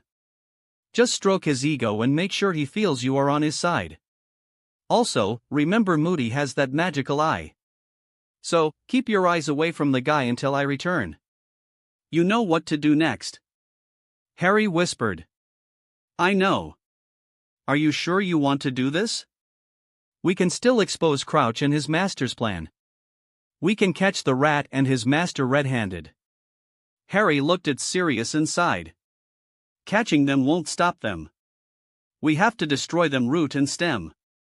For that, we need to demolish their base of power. That's what Dumbledore failed to do. So, no. We'll go forward with the plan, said Harry. What are you two whispering about? Making plans for the task, are we? Asked Tonks. Harry can make all his plans, but I'll be taking that trophy to France, said Fleur, followed by laughter eerily similar to tingling bells. I've got no issue with the Triwizard Cup going to France. But, the cup will have my name on it, said Harry, his eyes shining with mirth while looking at a pouting Fleur. Look at you two. I can't wait for the task to begin, Tonks said, gleefully rubbing her hands. XXXXXXX. The task was about to commence and Harry was dressing up to tackle the maze and everything that will come after. He hoped the twins would keep their mouths shut. In his plan, the only vulnerable element was their involvement. He had bought them off, offering them their dream shop for their services. So, he hoped their silence about their involvement in his plan remained a secret that they will take to their grave. Of course, he never spilled every nuance of his plan to the Weasley twins, but they certainly have a piece of information that could be revealing the plot to someone like Dumbledore. Creature wonders where young master found this armor. Creature muttered as Harry slipped into the basilisk scale mesh armor Winky prepared for him. I killed the basilisk living in this chamber and Winky was kind enough to make an armor out of the scales, said Harry, earning a curious look from Creature. Creature wonders why the young master would lie. Does the young master think he is not fit for the House of Black? What does Creature know of half-bloods and their thinking? Harry could hear Creature muttering in the background. It was as if Creature was ignorant of the fact that his comments would be heard by other people. Maybe it was a side effect of living lonely for years in the Black Manor. Creature. Harry called the old elf's attention to him. Harry raised his wand and dismissed the Notice Me Not charm on the ceiling of the chamber. As the secrecy ward broke away, the skeleton of Slytherin's basilisk could be seen hanging from the ceiling. Harry enjoyed watching Creature's bulging eyes as the old elf took in the monstrous form of a 1,000-year-old basilisk. It's Slytherin's basilisk. I didn't like his attitude, so I killed him and made him a decorating piece. Do you like it, Creature? Harry said in a lackluster manner, as if killing a basilisk was something he usually did on a normal afternoon. Creature was still gaping at the colossal skeleton of the basilisk staring down from the ceiling. Harry grinned at that before focusing on the thin material the twins made for him. Harry fished out 2 packs of blood Dobby procured from a Muggle hospital. The blood packs were under preservation charms to keep them fresh and usable. Using a thin drip tube, he transferred the blood into the foldable membrane. When it was full of blood, he wrapped the 2 membranes the Weasley twins made for him around his forearms. The membrane was almost the same color as his skin, so it'd survive a bit of scrutiny. Even if it didn't, he was prepared for that event as well. Harry placed 2 strong Confundus charms on both of his forearms. One was for making sure Pettigrew used his knife to take the blood from the membrane as if it was from his skin. The other was to make Pettigrew believe there was nothing amiss with his forearms. He also made sure to use a sticking charm on both membranes for safety. With that done, he slipped on 2 gloves made of basilisk scales. The straps of the gloves should hide the thin line that separates the membrane from his wrists. The Confundus charm should ensure that was overlooked, but he was not leaving anything to chance. He also put on a pair of dragonhide boots as well. Now that he was properly covered in protective gear, he pulled on a white shirt over the mesh armor and a leather jacket. That should keep the scales of the armor hidden from any curious eyes. Picking up his wand, he pocketed it in his pants. I'm now ready, Harry thought, looking into the mirror before taking his leave. When he reached the Great Hall, it was filled with students for the evening feast. Harry sparingly touched his plate. He focused on fluids more than any solid food. There were also far more ministry dignitaries present than in the afternoon. Hello everyone. If I could have your attention please. Ludo Bagman rose to his feet at the staff table, addressing the Great Hall. In 5 minutes' time, the 3rd task of the Triwizard Tournament will commence. I request everyone to make their way to the Quidditch pitch. Champions, will you please follow me? Well, that's me. Got to go, guys. Harry waved his goodbye to the Gryffindor table. He got a slew of good wishes from his housemates. The Ravenclaws were also very supportive. Strangely enough, most of House Slytherin also extended support. They have been very quiet ever since he threatened them with snakes at the Yule Ball. Maybe his overtures through the ritual group were seeing some positive effect in the House of Snakes. Tracy and Hermione hugged him while Daphne gave him a good luck kiss on his cheek, earning a few whistles from his housemates. Apparently dating a snake from the Slytherin house earned him a reputation for being a bad boy, which was seen as cool and hip. Within 5 minutes' time, Harry made himself available at the Quidditch pitch. Cedric, Victor, and Fleur were all there with him as they stood before the maze. The 20-foot-high hedge ran all the way around the edges of the pitch. It looked as if it was the abode of nocturnal creatures. There were 4 passages for each of the champions, and all 4 of them looked dark and creepy. From the maze, Moody emerged dragging his wooden leg across the pitch. Harry was thankful he had the presence of mind to ask Sirius to enchant his jacket for this specific occasion. He didn't know who Sirius found, but he hoped the enchantments to evade Moody's invasive eye were working. After all, he didn't want Moody to notice his forearms this early in the game. Harry noticed the stands were getting filled. The clouds in the night sky were parting, giving way to the stars. It was as if the stars so far away were also looking closely at the task that was about to begin. He knew quite a lot of the audience was attracted to shows of magical power. That's how he turned all the negative publicity against him to his side during the first task. So, Harry was not going to disappoint his fans. According to Tracy, the Harry Potter fans club was getting far more members this year thanks to his colorful performance in the first task and his selfless heroic action in the second task. Potter. Harry turned around at his name being called to see Professor Bathsheba babbling, his ancient runes professor. Good luck with the task, Mr. Potter. Do try to return in one piece because you have a runes test waiting for you. I wouldn't miss it, Professor. Harry smiled as he watched the woman nod and take her seat in the stands beside Professor Vector. Ludo Bagman returned with Professor McGonagall, Flitwick, Hagrid, and Moody. Now gather around, champions. Bagman called for their attention. The professors will be patrolling the edges of the pitch. If you feel any difficulty, anything at all, you must fire red sparks into the sky. One of the professors will come to your rescue. Now, are there any doubts? All the 4 champions shook their heads. Excellent. Bagman said brightly, a beaming smile on his boyish face. Now, for the audience. Sonorous. Bagman used the magnifying voice charm to be heard by everyone. Excuse me, ladies and gentlemen. Please settle down. The third task is about to start. Thank you. Bagman bowed as the stands erupted into cheers. Now, the task before our brilliant champions is simple. The champions will take to the maze in the order of their points scored in the last 2 tasks. It means Mr. Potter will go first, followed by Mr. Crumb, Miss Delacour, and Mr. Diggory. They have to traverse the maze and find the Triwizard Cup. Their path toward the cup will be filled with obstacles. The one to first touch the cup becomes the Triwizard champion. Harry could hear the applause from the stands as the names of the champions were being called. He chanced to look in the direction of Sirius. His godfather was on his feet whistling enthusiastically. The same could be said for Nymphadora.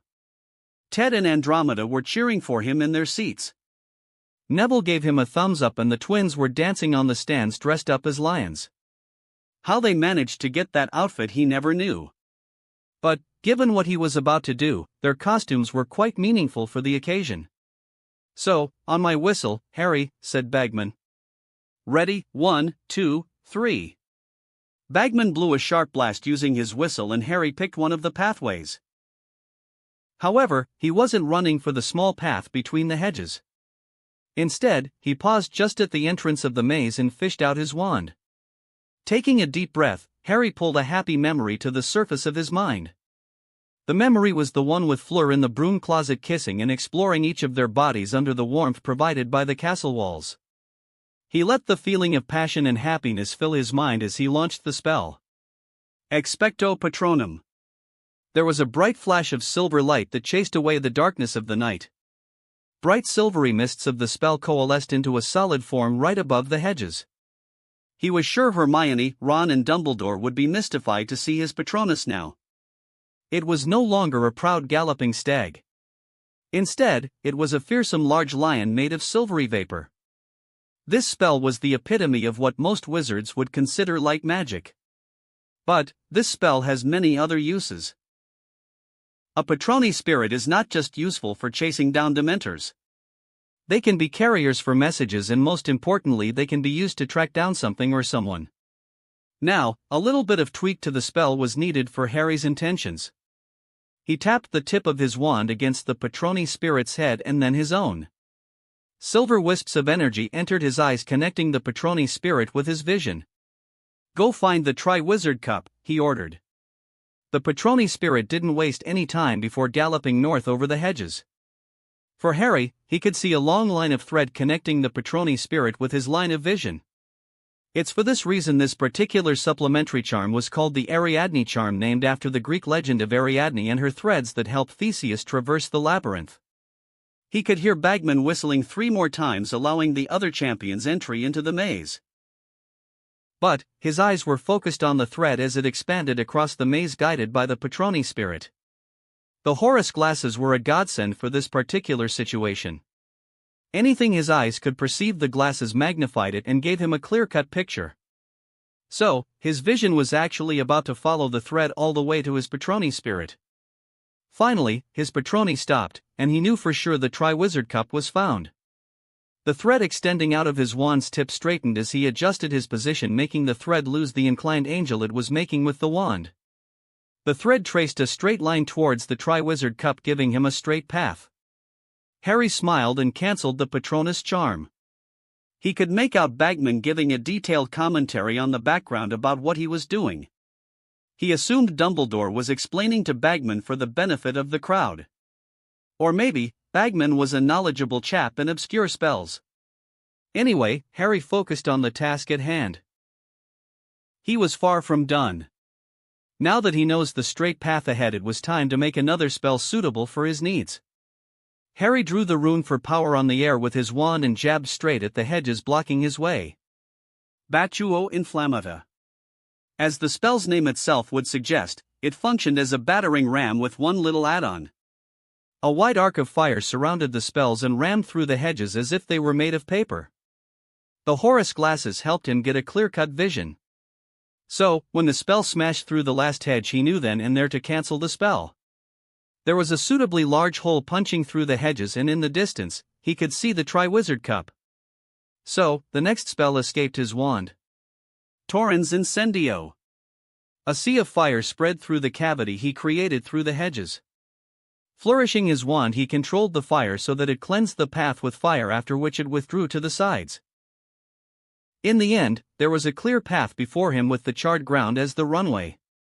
Harry wasted no time in covering his head in Bubblehead Charm and applying himself a strong fire-repellent charm for good measure before running straight for the cup. The fire on the two sides of the pathway he created was still under his control. So, he maintained the fire to not act out against him as he ran straight for the cup. It took him a maximum of 7 minutes to reach the cup running at full speed. Only some charred sticks and stones proved to be a hindrance here and there, but he was careful along the way. There before his eyes, the Tri-Wizard Cup gleamed. Its finely crafted silver handle gleamed in the night, beckoning him to take it. Finally, Harry reached out and grasped the handle of the cup.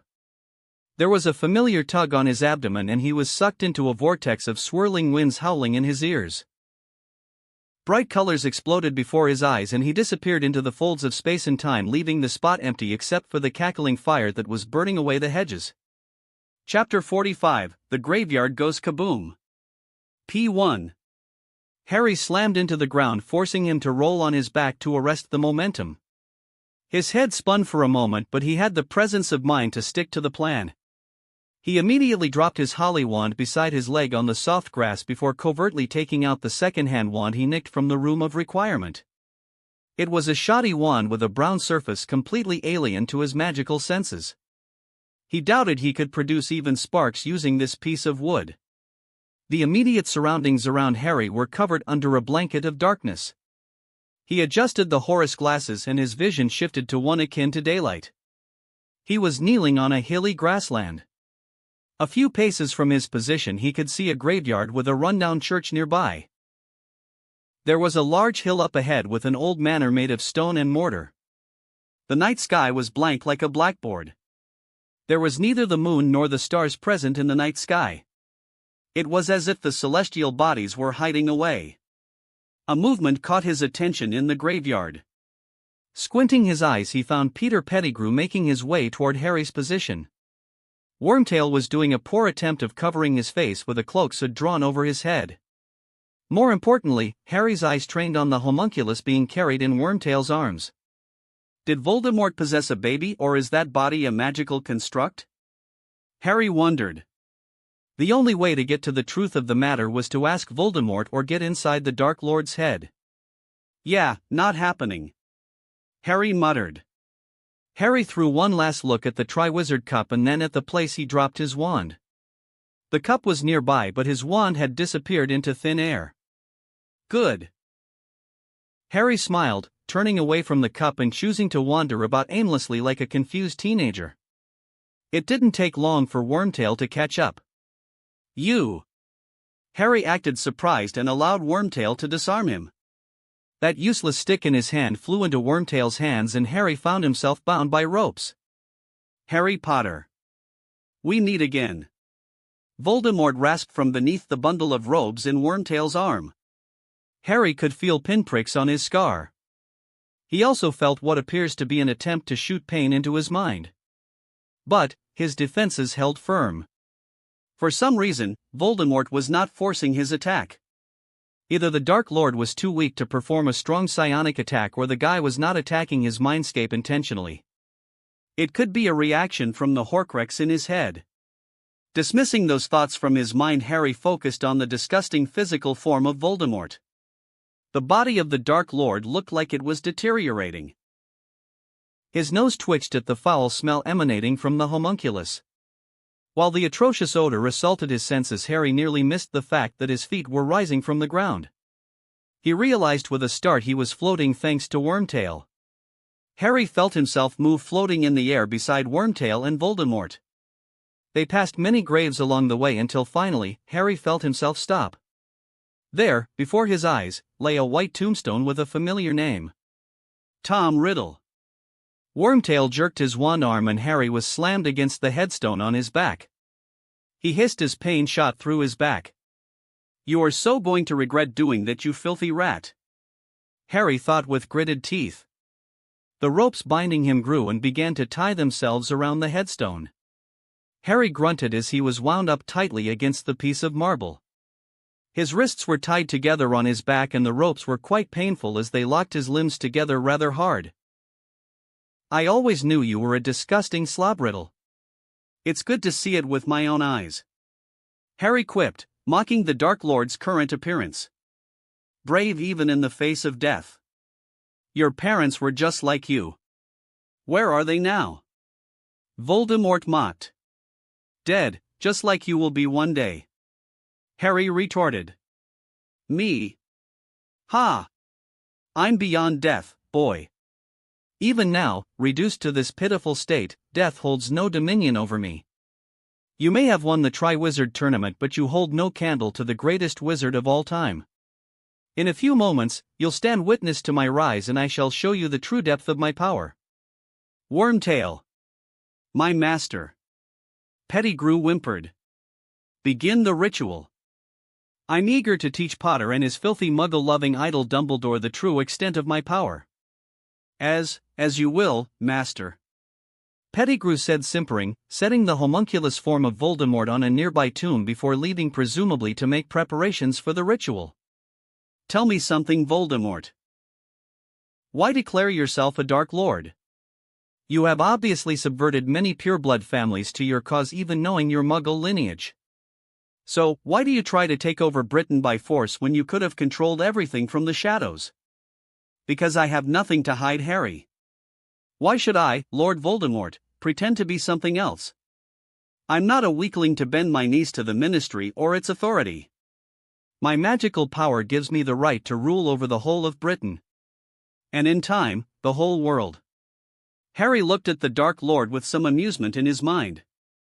The sheer ego this thing displayed was quite unprecedented. Do you really believe that you'll be able to take over Britain?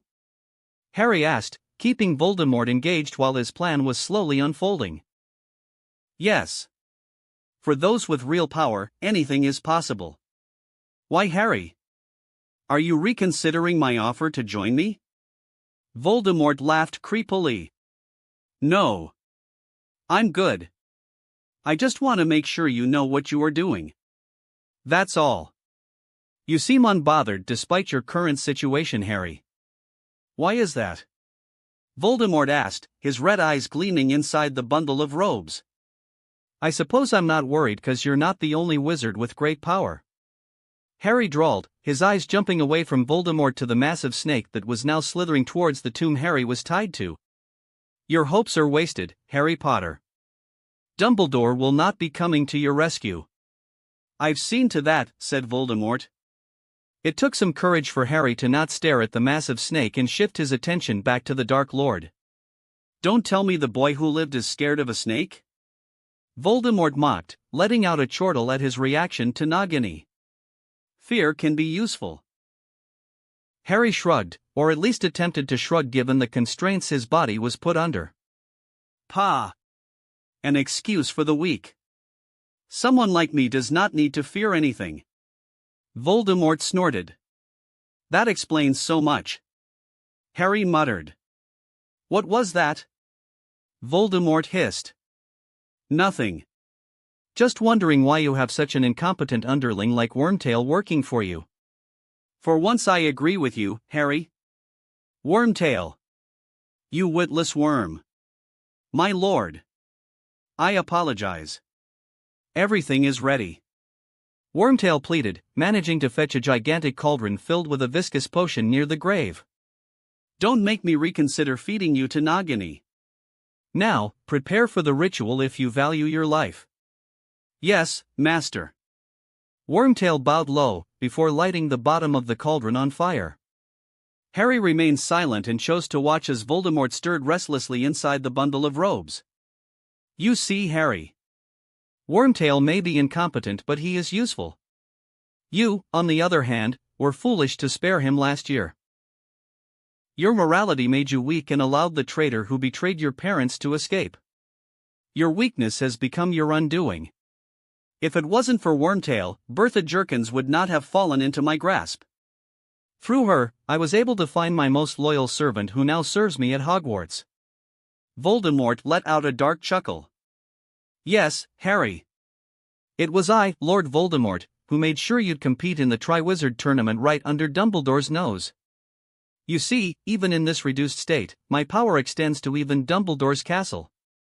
Harry felt like he was in some kind of anime where the villain just drones on and on about how evil he was and his evil genius master plan to rule the world.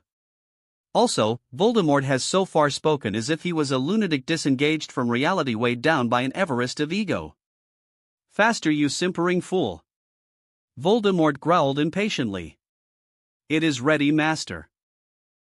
Wormtail whimpered, stuttering in fear as Nagini hissed threateningly before slithering away into the grass, disappearing from Harry's view. Good. You survived yet again, Wormtail.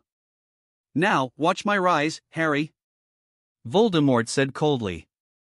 Harry saw the viscous liquid in the cauldron turn into a dark oily goo-like substance.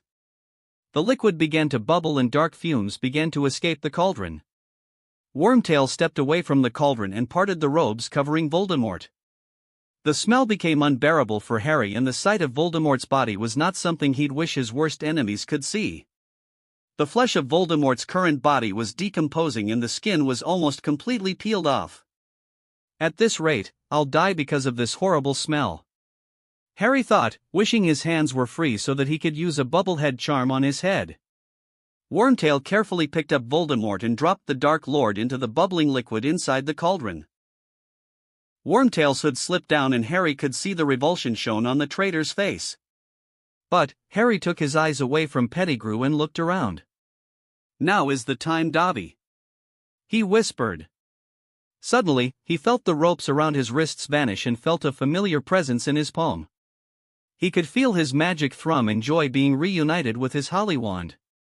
He quickly willed the ropes to stick to his body so as to keep up appearances of his bound state. Thank you, Dobby. Harry whispered, the wind carrying his words away into the cold night. Wormtail, on the other hand, was totally ignorant of Harry's escape from the ropes. The potion began to hiss and boil over. Harry could feel a distinct tint of magic surging around him, giving him a sense of impending doom. Wormtail visibly took a deep breath before raising his wand. His voice shook and the traitor was sweating bullets. Looking into the cauldron, Pettigrew chanted. Bone of the father, unknowingly given. You will revive your son. Harry moved his foot as the tomb on which he stood cracked open. The smooth stone parted ever so lightly and a human bone floated out of the grave. The parted stone came back together and sealed shut. The bone floated away and dropped itself into the cauldron. The dark potion sizzled as the bone fell into it. Blue sparks shot out of the potion and the dark cloud of the potion gave way to a dark blue color. Wormtail now fished out a dagger that gleamed under the light of the fire burning beneath the cauldron. Placing his wand in his pocket, Wormtail extended his right arm over the cauldron, letting out pitiful whimpers. "Flesh of the servant, willingly given." Wormtail sobbed. "You'll revive your master." The dagger in Wormtail's left hand came down, severing his palm. The right palm of Wormtail with a hole of 4 fingers fell into the cauldron. The screams the traitor let out were quite heart-wrenching to Harry's ears. Harry would have pitied the man if it wasn't for the present circumstances and knowing what was about to follow. The potion inside the cauldron turned blood red. As Wormtail struggled to control his sobs and painful whimpers, Harry was shoring up his occlumency barriers for what was about to follow. His limited reading on the nature of most rituals keyed him to a simple fact.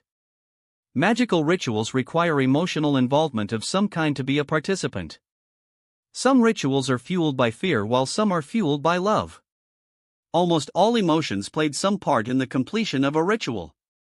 Similarly, the current ritual that was being performed in the graveyard required the unwilling cooperation of a dead father, the willing sacrifice of a servant, and the fearful but also unwilling presence of an arch-nemesis. One of the easiest ways for Harry to screw over the ritual and remove himself from the equation was to keep his mind totally disengaged from what was happening. So, when Wormtail finally managed to get a hold of his pain and move towards Harry with the intent to take his blood, Harry occluded his mind. Keeping his mind sharp, he pictured a long tongue of flame burning at the tip of a candle in his mind. As his mindscape facilitated the construct, he opened his eyes, but his focus was on keeping the flame steady in his mind. So, he stood atop the grave of Tom Riddle, unmoving and totally unbothered by the dagger closing in. Wormtail pulled Harry's sleeve back with his remaining good hand. Harry kept his focus on the image of the flame as the Confundus charm took its effect on Wormtail. Pettigrew hardly noticed anything amiss as he pushed the tip of the dagger against what he assumed was Harry's skin on his right arm. Fresh blood dribbled down from the pierced skin, which Wormtail collected in a glass vial. Harry remained totally impassive at what happened, but Pettigrew was either too engaged with his pain to notice or he was completely bamboozled by the Confundus charm. Either way, Harry maintained his discipline by focusing his mind elsewhere. Wormtail wobbled his way to the cauldron and poured down the blood into the potion. The blood-red liquid turned pearly white the instant the blood mixed with the potion. Blood of the enemy unwillingly taken. You'll revive your foe. Harry watched dispassionately as Wormtail let out a choked sob and dropped to his knees, proceeding to drag himself back against a nearby grave. White sparks shot out of the cauldron for a time before they turned poisonous yellow. Some of the liquid in the cauldron began to boil over and the ground scorched as the liquid touched down. A thick yellow cloud of smoke escaped the cauldron, followed by a painful shout. From within the cloud of yellow vapor, an outline of a man emerged. Long bony hands with pale skin could be seen outside the cauldron. Harry watched the Dark Lord Voldemort rise out of the cauldron, looking no worse for wear. "Robe me," said Voldemort, his voice cold and smooth. Wormtail painfully climbed to his feet and procured a black robe for his master. Voldemort stepped out of the yellow vapor dressed in a flowing dark robe, his eyes shining like twin red stars. There was no hair left on Voldemort's head, with his face taking many serpentine qualities. Harry stared back at his nemesis, who was now finally in a physical form with a flat nose, blood-red eyes, and thin lips. "We meet properly at last after 14 years, Harry Potter. I, Lord Voldemort, have risen." Harry barely restrained the urge to roll his eyes. He was a bit surprised to see Voldemort standing straight without any visible effects of taking in the blood he provided. After all, he had Dobby procure blood from a Muggle HIV patient. That same blood was now running in Voldemort's veins. Either way, sooner or later he hoped Voldemort would be feeling the true consequences of this ritual. However, Harry's plan didn't depend on the blood somehow weakening Voldemort. Oh, no. The plan was just about to start. Harry tilted his head and addressed Voldemort. "Are you sure the ritual worked? Maybe you should take a look in the mirror. You look hideously inhuman." Chapter 46, The Graveyard Goes Kaboom. P2. Voldemort breathed in the fresh air, enjoying the cool air circulating through his nose to his lines. He did so in a manner without sacrificing his equanimity. It wouldn't do if he behaved like some Muggle barbarian. He was Lord Voldemort, the greatest sorcerer the world has ever seen. He was the one who defeated death itself, and now he was back to reclaim his position in the world. Reaching out with his chalk-white hands, he touched his head. There was not a strand of hair standing on his head. His skin felt like a hardened stone, while his muscles felt like they were carved onto his body. He held up his hands and made a fist, feeling the blood and strength coursing through his arm. It had been 14 years since he felt this strong. He had almost forgotten what it felt like to have his own body, to feel the blood pumping through his veins. It was surreal, almost inexplicable, he'd say. Factoring in the ritual that he used, he was not surprised he was feeling far better compared to his previous physical form. I'm reborn like a phoenix rising from the ashes. Voldemort thought, pausing a moment to admire magic and its might. Voldemort trained his blazing ruby eyes on his mortal enemy. He smirked as he took in the boy tied to the headstone of his filthy father's grave. Do I truly look inhuman, Harry? He asked curiously. You don't have a nose and your eyes look like that of a cat with slit pupils. You look barely human, said Harry. Voldemort laughed in joy. To hear his most hated enemy confirm that he has evolved out of his human boundaries was a rare form of validation of his hallowed existence. He found himself liking Harry Potter for a brief moment. The boy at least had the courtesy to acknowledge him, unlike Dumbledore, who always insisted on reminding him of his filthy Muggle name. Too bad the boy was destined to die by his hand. If the prophecy was not between them, he'd have seriously considered letting the boy live. I always thought my father was a useless piece of Muggle filth. But he turned out to be very useful. His bones have given me new life, and his grave holds you my prisoner, Harry, said Voldemort, followed by a cold, mirthless laughter. A pathetic series of sniffles interrupted Voldemort, who took his eyes away from his prophesized foe. Instead, his red eyes found the scrawny mooling mess that was Peter Pettigrew. Master, please. Voldemort sneered at the weakness displayed before him. For a moment, he contemplated the merits of using the killing curse on the rat, thereby doing away with the hassle of tolerating his wimpy servant. Having a sniveling weak worm like Pettigrew was really not to his taste. However, Pettigrew was at least useful in his resurrection. My lord, my arm, you promised, please. Dismissing the urge to end the misery of the rat with a simple spell, he held out his hand. Give me your arm. Oh, master, you are merciful, master. Wormtail whimpered with watery eyes. Your other arm, Wormtail. Voldemort smiled coldly, seeing the relief get wiped away from Pettigrew's face. Master? Wormtail pitifully whimpered. Your arm. Voldemort's eyes blazed, making Wormtail obey promptly. Voldemort smirked as he saw the faint outline of his mark once he pushed back the sleeve above the elbow. Reaching out with his hand, he pressed one of his pale fingers against the dark mark. Closing his eyes, he felt his magic seep into the mark and thereby connect with his marked followers. He could feel his magic reach out across the land, heedless of the geographical or magical constraints, announcing his return to full power. Letting out a cold laugh, Voldemort took to his feet. Now, we'll see. Who among my Death Eaters remains loyal to me, he whispered, looking around at the graveyard slumbering under the cold night. And how many shall turn away from their master? The graveyard remained silent save for the cry of crickets. Voldemort turned his attention back on his prophesied enemy. You see, Harry. Time has been your enemy and my ally. You have triumphed over me twice, but look at you now. Alone and away from your precious Dumbledore. If you had but only died, you'd need not have suffered so all these years. It'd have been painless.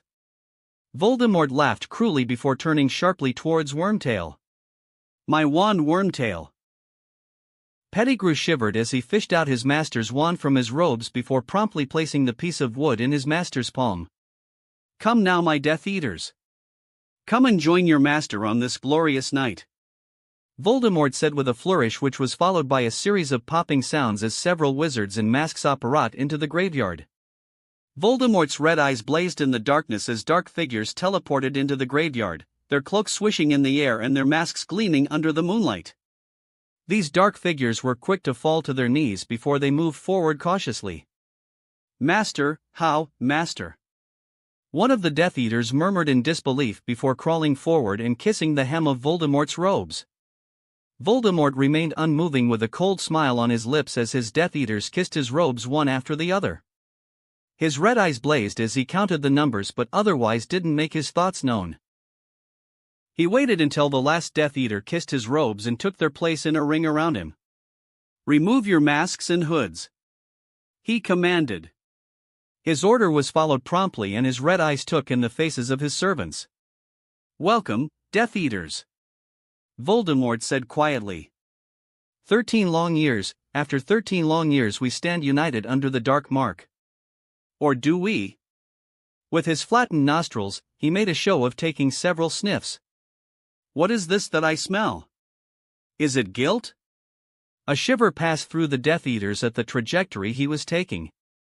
"You have gathered here all healthy, with your powers intact. With such promptness no less. So, I ask myself, why did they not come to aid their lord to whom they've sworn eternal loyalty?" No one spoke. Except for Wormtail, who was weeping on the ground cradling his bleeding arm. "And I answer myself," Voldemort frostily said, "they must have thought me dead. They believed their master had been laid low by a mere baby." Several of his Death Eaters shook their heads. But he prowled on heedless of their reactions. My Death Eaters, whom I had prided myself to be the worthiest in our world, slinked back behind the enemy like dogs with their tail tucked away in shame. They, who knew the steps I took to triumph over death, doubted the immensity of my power. "I find myself disappointed." Voldemort's eyes picked up movement from among his Death Eaters. Avery prostrated himself before him, shaking from head to toe while kissing the hem of his robes. "Master!" Avery cried. "Master, forgive me. Forgive us all." A sadistic grin settled on Voldemort's face. "Crucio!" Avery screamed and proceeded to twitch and thrash around on the ground. He rescinded the spell, leaving Avery to helplessly spasm as his nerves locked him up because of the overload of the pain he endured. "You ask for forgiveness after all these years of shirking your duty and your vows to me. Lord Voldemort does not easily forget, nor does he forgive." "I want 13 years of loyal service before you get my forgiveness," said Voldemort. "Master, I came. I served you." Wormtail sobbed. "Not because of loyalty but out of fear of your old friends." "But, you know that now, do you not? You'll not make the same mistake again, will you?" "Master, my lord. Please forgive me. Please." Wormtail begged, folding up in a fetal position, crying profusely. "Yet, you did serve me. You did help me return to my body," said Voldemort, reaching out with his feet poking Wormtail, who jolted upright. "Weak and traitorous as you are, you rendered me a service." Lord Voldemort does not forget his helpers. With a flick of his wand, he conjured a fluid silver metal which proceeded to wrap itself around Wormtail's injured hand. The metal solidified into a gleaming silver hand and seamlessly fit itself into Wormtail's bleeding hand. Wormtail's whimpers stopped abruptly. The traitorous rat raised a new shining metal arm for all to see, shining as if it was made of starlight. "Oh, my lord! My master! Thank you, thank you!" Wormtail sobbed, bending down and kissing the hem of Voldemort's robes. "Consider this a reminder." "May your loyalty never waver again, Wormtail," said Voldemort. "No, my lord, never again, my master." Wormtail whimpered, climbing to his feet, keeping his head bowed low and moving 3 paces backwards. Voldemort then eyed his other prominent Death Eaters. "Lucius, my slippery friend." Voldemort moved towards the blonde-haired head of the House of Malfoy. "I'm told that you have come upon a recent slew of unfortunate incidents. Some had predicted your end, and yet, here you are." "There were some unfortunate incidents, but as my lord knows, the House of Malfoy is not so easily fallen. We have followed the path of the great Salazar for centuries. Enemies may have the luxury of winning battles, but we Malfoys have always focused on winning the war," said Lucius. Strong words, Lucius. But, if it was winning the war you were so concerned for, why did you not seek me out? Or perhaps, you thought yourself infallible in my absence and sought to supplant me? My lord!" Lucius fell to his knees. You vanished without a trace. Your mark waned, and though repeated efforts were made, I could not contact you or find you. If only there was a whisper of your whereabouts, if only I had known of your location, I'd have sought you out despite the odds. And yet, you ran away when my faithful servant cast my mark at the Quidditch World Cup. Voldemort remarked, draining all color from Lucius's face. Yes. I know about that. Nothing goes unnoticed from my eyes, Lucius. You should do well to remember that. I beg your forgiveness, my lord. Lucius bowed his head. I expect more loyal service in the future from you, Lucius. Of course, my lord. You are merciful. Voldemort moved on to his other Death Eaters, essentially turning his back on his enemy. XXXXXX. Harry keenly observed the dynamic going on between the Death Eaters and Voldemort. It was not surprising why the sane Death Eaters never sought out Voldemort after his fall. Though Voldemort was indeed a powerful wizard, he was still a wizard of Muggle origin. There was no doubt that the present Death Eaters were the top brass of the organization. These wizards were also from prominent pureblood families. Watching them prostrate themselves before someone like Voldemort despite his many gifts was quite amusing for Harry to watch. Most Death Eaters followed Voldemort out of fear and for self-serving purposes. So, if he was to deal any significant blow to Voldemort, it was to the narrative, the story of terror and fear personified behind the name Voldemort. And these Death Eaters were the bridge Voldemort would use to establish himself again in the wizarding world. Too bad I'll be breaking that bridge today, Harry thought, observing Voldemort's megalomania from a front row seat. The Lestranges shall be amongst us as soon as possible, Voldemort proclaimed silkily. The Ministry thinks they'll waste away in Azkaban forever. They went to Azkaban rather than renounce me. For that, they'll be rewarded. The Dementors have always been my allies. Arrangements shall be made to reach out to them as well as the giants, and all the other creatures that swore their allegiance to me. I shall make this land tremble in fear as I rebuild my armies. Harry took note of those Death Eaters with whom Voldemort took care to converse as he aired his deranged plans. Crabbe, Goyle, McNair, Malfoy and not among others were given the honor of being addressed by Voldemort. While Harry was content to assess and take note of the faces of the assembled Death Eaters, Voldemort was all too happy to drone on and on. Harry suspected the Dark Lord loved to give out monologues, and he was making up for missing out for the last 13 years or so. Here we have 6 missing Death Eaters. Harry was amused to note that Voldemort was speaking to thin air. The guy has truly lost his marbles, or he loves his voice too much, he thought in amusement. 3 dead in my service. 1 too cowardly to return, he'll pay for the defiance. 1, who I believe has abandoned me and the cause, he'll be meeting his death sooner rather than later. Then, at last, my faithful servant at Hogwarts who has been instrumental in my rise to power. He shall of course be rewarded for his loyalty and services rendered. A murmur passed among the gathered Death Eaters. Yes. It was my faithful servant at Hogwarts who has brought our main guest of the evening. Harry Potter, the hero of the wizarding world, has joined in this wonderful event to stand witness to my rise. Voldemort let out a burst of mocking laughter. Lucius Malfoy stepped forward. My lord, we beg of you. How did you return to us? Harry looked at Malfoy with a raised eyebrow, impressed by the man's acting. It had seemed Lucius understands Voldemort always liked the occasional stroke to his ego. Harry thought. He wondered whether Voldemort understands that his followers were merely paying lip service. Most probably, Voldemort understands and does not care. Ah, what a story it is, Lucius. Voldemort said. It begins and ends with our younger guest, Harry Potter. Voldemort sauntered over to the headstone Harry was tied to. The boy who lived, they call young Harry. I confess myself. The killing curse I used that night rebounded and struck me down. Though I have safeguards against any mortal death, I didn't account for the old magic the boy's mother would invoke. Though a mudblood by birth, she was an exceptionally gifted witch. A life for a life. I erred that night, and for my negligence, my own curse turned against me. Harry was really getting tired of Voldemort droning on. So, he palmed his wand, gathering the magic he needed for the spell he has in mind. But through her sacrifice, Lily Potter cast a powerful protective barrier for her son that has to this day kept him safe. It was old magic, a life for a life. That night, Lily Potter unwittingly gave her son protection. I could not touch him. Voldemort spoke softly, stepping on the grave and reaching out with his pale hand. But no longer shall Lord Voldemort be denied. This was the moment Harry was waiting for. Voldemort was now completely immersed himself in his monologue and his show of superiority before his followers.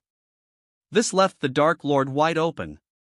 The moment Voldemort was just an inch away from touching his skin, Harry grinned coldly, looking into the red eyes of the Dark Lord. The ropes around him vanished and the tip of his holly wand was now at point-blank range against Voldemort's heart. Here is my welcoming gift. Batio Inflammata. The spell blasted Voldemort away, a fiery battering ram pushing against Voldemort with full brunt force. The Dark Lord was blown off his feet as his skin burned away and his bones got crushed under the assault. But Harry was not done. He fired a consecutive spell straight into the abdomen of Voldemort. Bombarda Maxima. There was a huge blast of force expelled by the spell as it binded against Voldemort's pale skin. There was a painful shriek from the Dark Lord, followed by blood and gore splashing the dark robes of the Death Eaters. Capitalizing on the shock of the Death Eaters, Harry quickly surrounded himself under the protective layer of a shield spell. Indomitus. Harry dragged his wand around him, creating a bubble of magical shield. Dobby, Winky. Now, he screamed under the protection of his shield charm. The ground around him erupted and the headstones in the graveyard were blown away. Harry smirked as he saw the M61 Dobby had so cleverly nicked from a Muggle military base open fire on the unsuspecting Death Eaters. Harry saw 3 of the Death Eaters get mowed down within seconds while the others knew something was up. Some Death Eaters who had the presence of mind put up a shield facing the direction of the gunfire. That's not going to be of any use, Harry thought. The next moment, another M61 took the Death Eaters from their backs courtesy of Winky. The gun was a rotary cannon with 20mm rounds at a rate of 6,000 rounds per minute. Harry saw Crabbe and Goyle's heads literally explode like balloons full of meat as Winky unleashed the gun on the Death Eaters. Nott and Avery tried to put up a shield, but their thought process was not as fast as the rate of fire of M61. Their limbs were blown apart in a blink of an eye. They fell in a shower of blood with their bodies littered with bullet holes. Blood was everywhere and the screams of the Death Eaters were quite disturbing for Harry to endure. He had the urge to close his eyes and charm his ears with silencing charms, but he resisted the urge. He had made this plan knowing the results. If he was to pull back and disengage at this time, he'd be betraying himself. So, Harry forced himself to keep his eyes and ears open. It took Harry a moment to understand that he was holding his breath all this time. Letting go, he took a deep breath and he wished he didn't. Not a moment later. The smell was horrendous. The smell of blood and guts spilt on the ground invaded his nostrils, making Harry nearly lose his concentration. Thankfully, he managed to place a bubblehead charm that insulated him from the smell, saving him from retching. The 2 cannons spit out a few more rounds worth of bullets before falling silent. Harry had made some magical adjustments to the guns which allowed them to magically refill the bullets. So, both Dobby and Winky must have thought there were no longer any enemies left alive. Sure enough, when Harry gave a cursory look around the graveyard, he couldn't find anyone standing. Even though the guns fell silent, his ears were ringing. The bloodied mess around him was quite a gory sight. There were severed limbs and spilt guts everywhere he looked. The urge to retch came again, but somehow he kept it down. Harry's arms were shaking and he somehow managed to fish out a cigarette out of his pocket. Lighting the tip of the cigarette, he took a deep draw. The smoke warmed his insides and he felt a modicum of comfort as smoke escaped through his nostrils. He took a few more puffs and Harry felt some normalcy was restored to his body. At least, he stopped shaking. The bubblehead charm around his head somehow filtered away the smoke, leaving him breathable air. Still, he felt skittish to look at the gory remains of his enemies. They deserved it. They deserved it. Harry whispered this over and over like a mantra in his mind. Taking a few more draws from his smoke, he vanished the cigarette. Reaching into his robes, Harry fished out his shrunken firebolt. Restoring the firebolt to its proper dimensions, Harry mounted his broom and floated over the graveyard. Lumos. The tip of his wand lit up with light and Harry looked around. Most of the dead bodies were barely recognizable. Nonetheless, Harry searched the carnage. He found Wormtail, or what he assumed was Wormtail, seeing as he could see the gleaming piece of metal arm lying intact near a body. He managed to identify some Death Eaters, but many were face down. He could use his magic to ascertain their identities, but using his magic excessively was not part of the plan. Especially, considering the follow-up plan that has yet to commence. He'd rather not have questionable spells performed with his wand. After all, he had a sob story to perform back in Hogwarts. He zoomed around the graveyard on his firebolt, but he could not find Voldemort anywhere. Bugger. That snake escaped. He'd have really preferred to take Voldemort prisoner. The draft of living death would have rendered the Dark Lord powerless, and Harry could have tracked down the Horcruxes at his leisure. Though disappointed, he was not surprised. He gathered Voldemort would cut his losses and flee somehow. Still, he had hoped. No matter. I'll get him in time. The war has only just begun. Harry muttered. After letting out a sharp whistle, Harry flew back to the spot where the Triwizard Cup was lying innocently on the ground. The whistle was the signal for both Dobby and Winky to clean up and make their escape. After all, their teleportation would certainly leave residual magic. But the Aurors would be totally helpless, as both Dobby and Winky would be going to the chamber deep underneath Hogwarts under the protection of ancient protective wards cast by Salazar Slytherin himself. Harry shrunk the firebolt and secured it inside his robes. He also took out the fake skin he was wearing around his forearms and tucked them safely in his robes. Checking everything was in place and once again going through the plan, Harry reached out with his hand and took hold of the Triwizard Cup's handle. He felt a pull on his gut and Harry felt himself get sucked into a vortex, leaving the graveyard of Little Hangleton behind. Chapter 47, The Aftermath P1. A plethora of colors invaded his eyes, bending and twisting in odd angles. He felt himself getting squeezed through a thin tube for a moment before the tube began to gradually expand. Harry felt there was some room for him to breathe, and gradually some motor functions returned to his body. His feet suddenly touched solid ground and the portal that brought him back to Hogwarts grounds collapsed in on itself in a swish behind him. He stumbled forward a few feet but managed to hold onto the cup and stay on his legs. Harry! He distantly heard someone call him, but he paid it no mind. He coughed a few times to get some air into his lungs. Harry! Are you all right? His vision was a bit blurry, but it settled after a few seconds. Immediately, he began to regulate his breathing and clamp down his mind behind occlumency barriers. Yeah. I'm fine. Just a bit disoriented, said Harry, feeling his legs were a bit wobbly. Harry didn't necessarily get a chance to rest as he was immediately accosted by a crowd. His senses have somehow gone haywire, probably because of the Triwizard Cup. It could be that the cup was not supposed to be accommodating on its return journey. Most likely Crouch was expecting Harry to come back as a dead body. Either way, it was one more reason to put Crouch down for good. Harry shook his head as he was helped to a hastily conjured chair. Potter, what happened out there? Harry could hear Moody's gruff voice in the background. The proximity of Moody's voice jolted him awake and his senses settled down. When the fog in his vision cleared, Dumbledore was the first person he saw.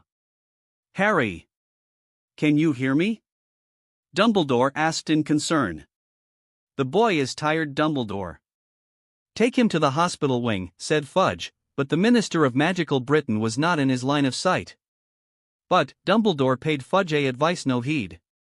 What happened, Harry? Where did the cup take you? Dumbledore asked earnestly. Dumbledore, the boy is clearly in shock. Take him to the hospital wing. Fudge again interjected. Harry could also see Sirius, Andromeda, and many Aurors in the mix. He felt like this was the perfect time to start the second phase of the plan rolling. He could now see Fudge and other people crowding around him, mostly the Aurors guarding them insider and some professors of Hogwarts.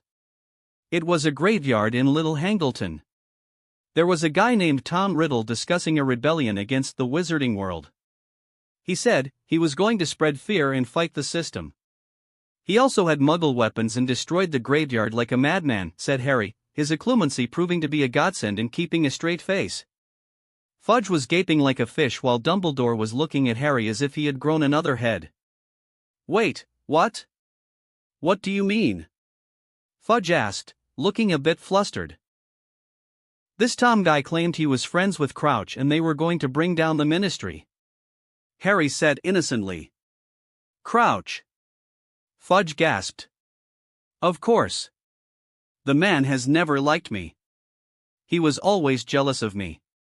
I heard people screaming as the guns were fired. I don't know how, but I somehow managed to take the Triwizard Cup which brought me back here from the graveyard."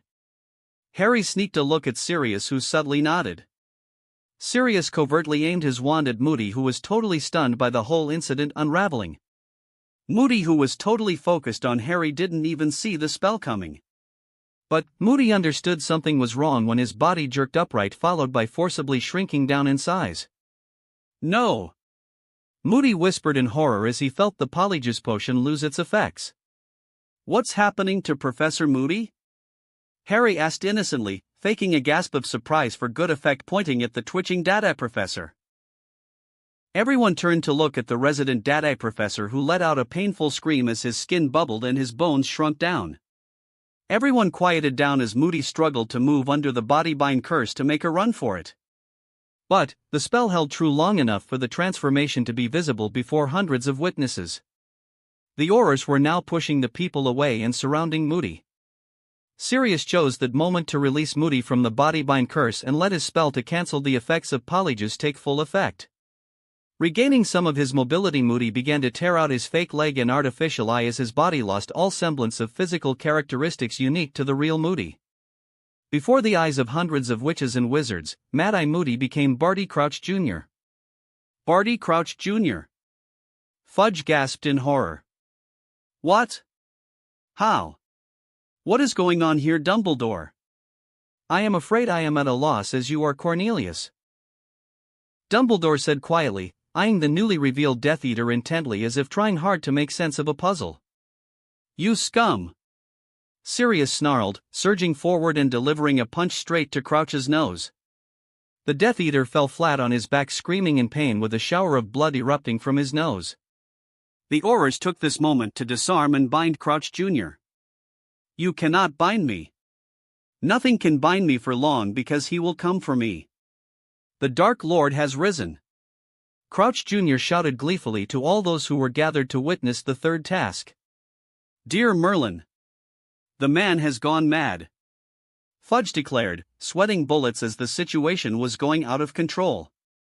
The students and guests gathered at the Quidditch ground chattered away about the drama unfolding before their eyes.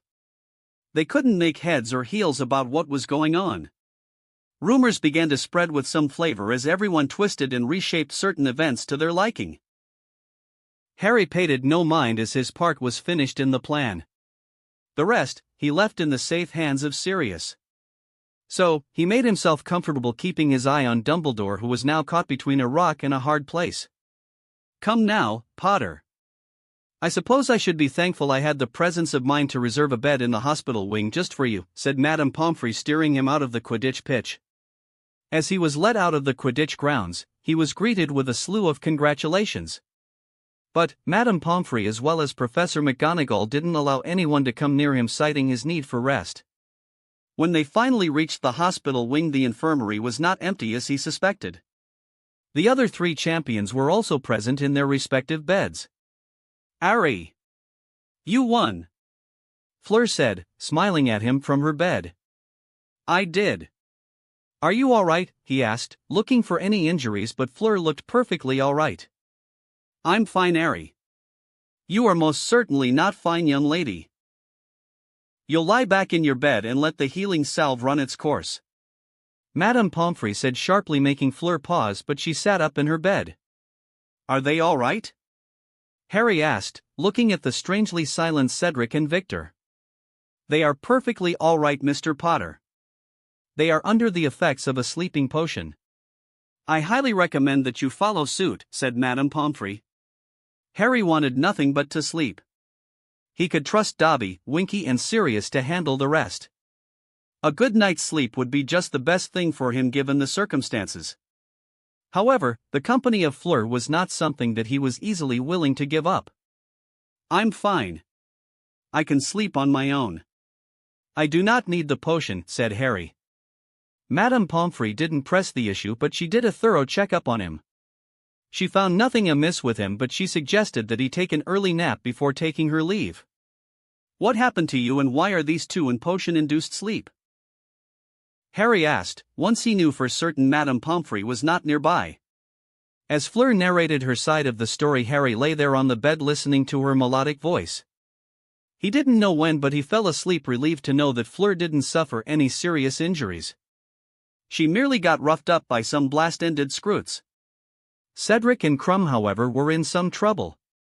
Crumb was accused of using the Cruciatus curse on Cedric. Exactly how that'd get resolved remains to be seen, but Harry was not going to focus on that issue. He had enough on his plate to worry about. So, when sleep came knocking, he didn't resist the call. Closing his eyes, he fell asleep in the hospital wing. XXXXXXX. Damien winced as another series of screams ripped through his home. Shaking his head, he poured the last drops of wine into his glass. Snipsy. With a customary pop, his house elf appeared beside him. Master called Snipsy. Fetch me another bottle. This one is empty, said Damien, handing the empty bottle to his trusted servant. The elf disappeared with the empty bottle and teleported in with a new one. Thank you, Snipsy. Tell my wife to use silencing wards or even a pain-numbing potion on our guest, he ordered. As master wishes. Just as Snipsy teleported away, the fireplace in the room lit up.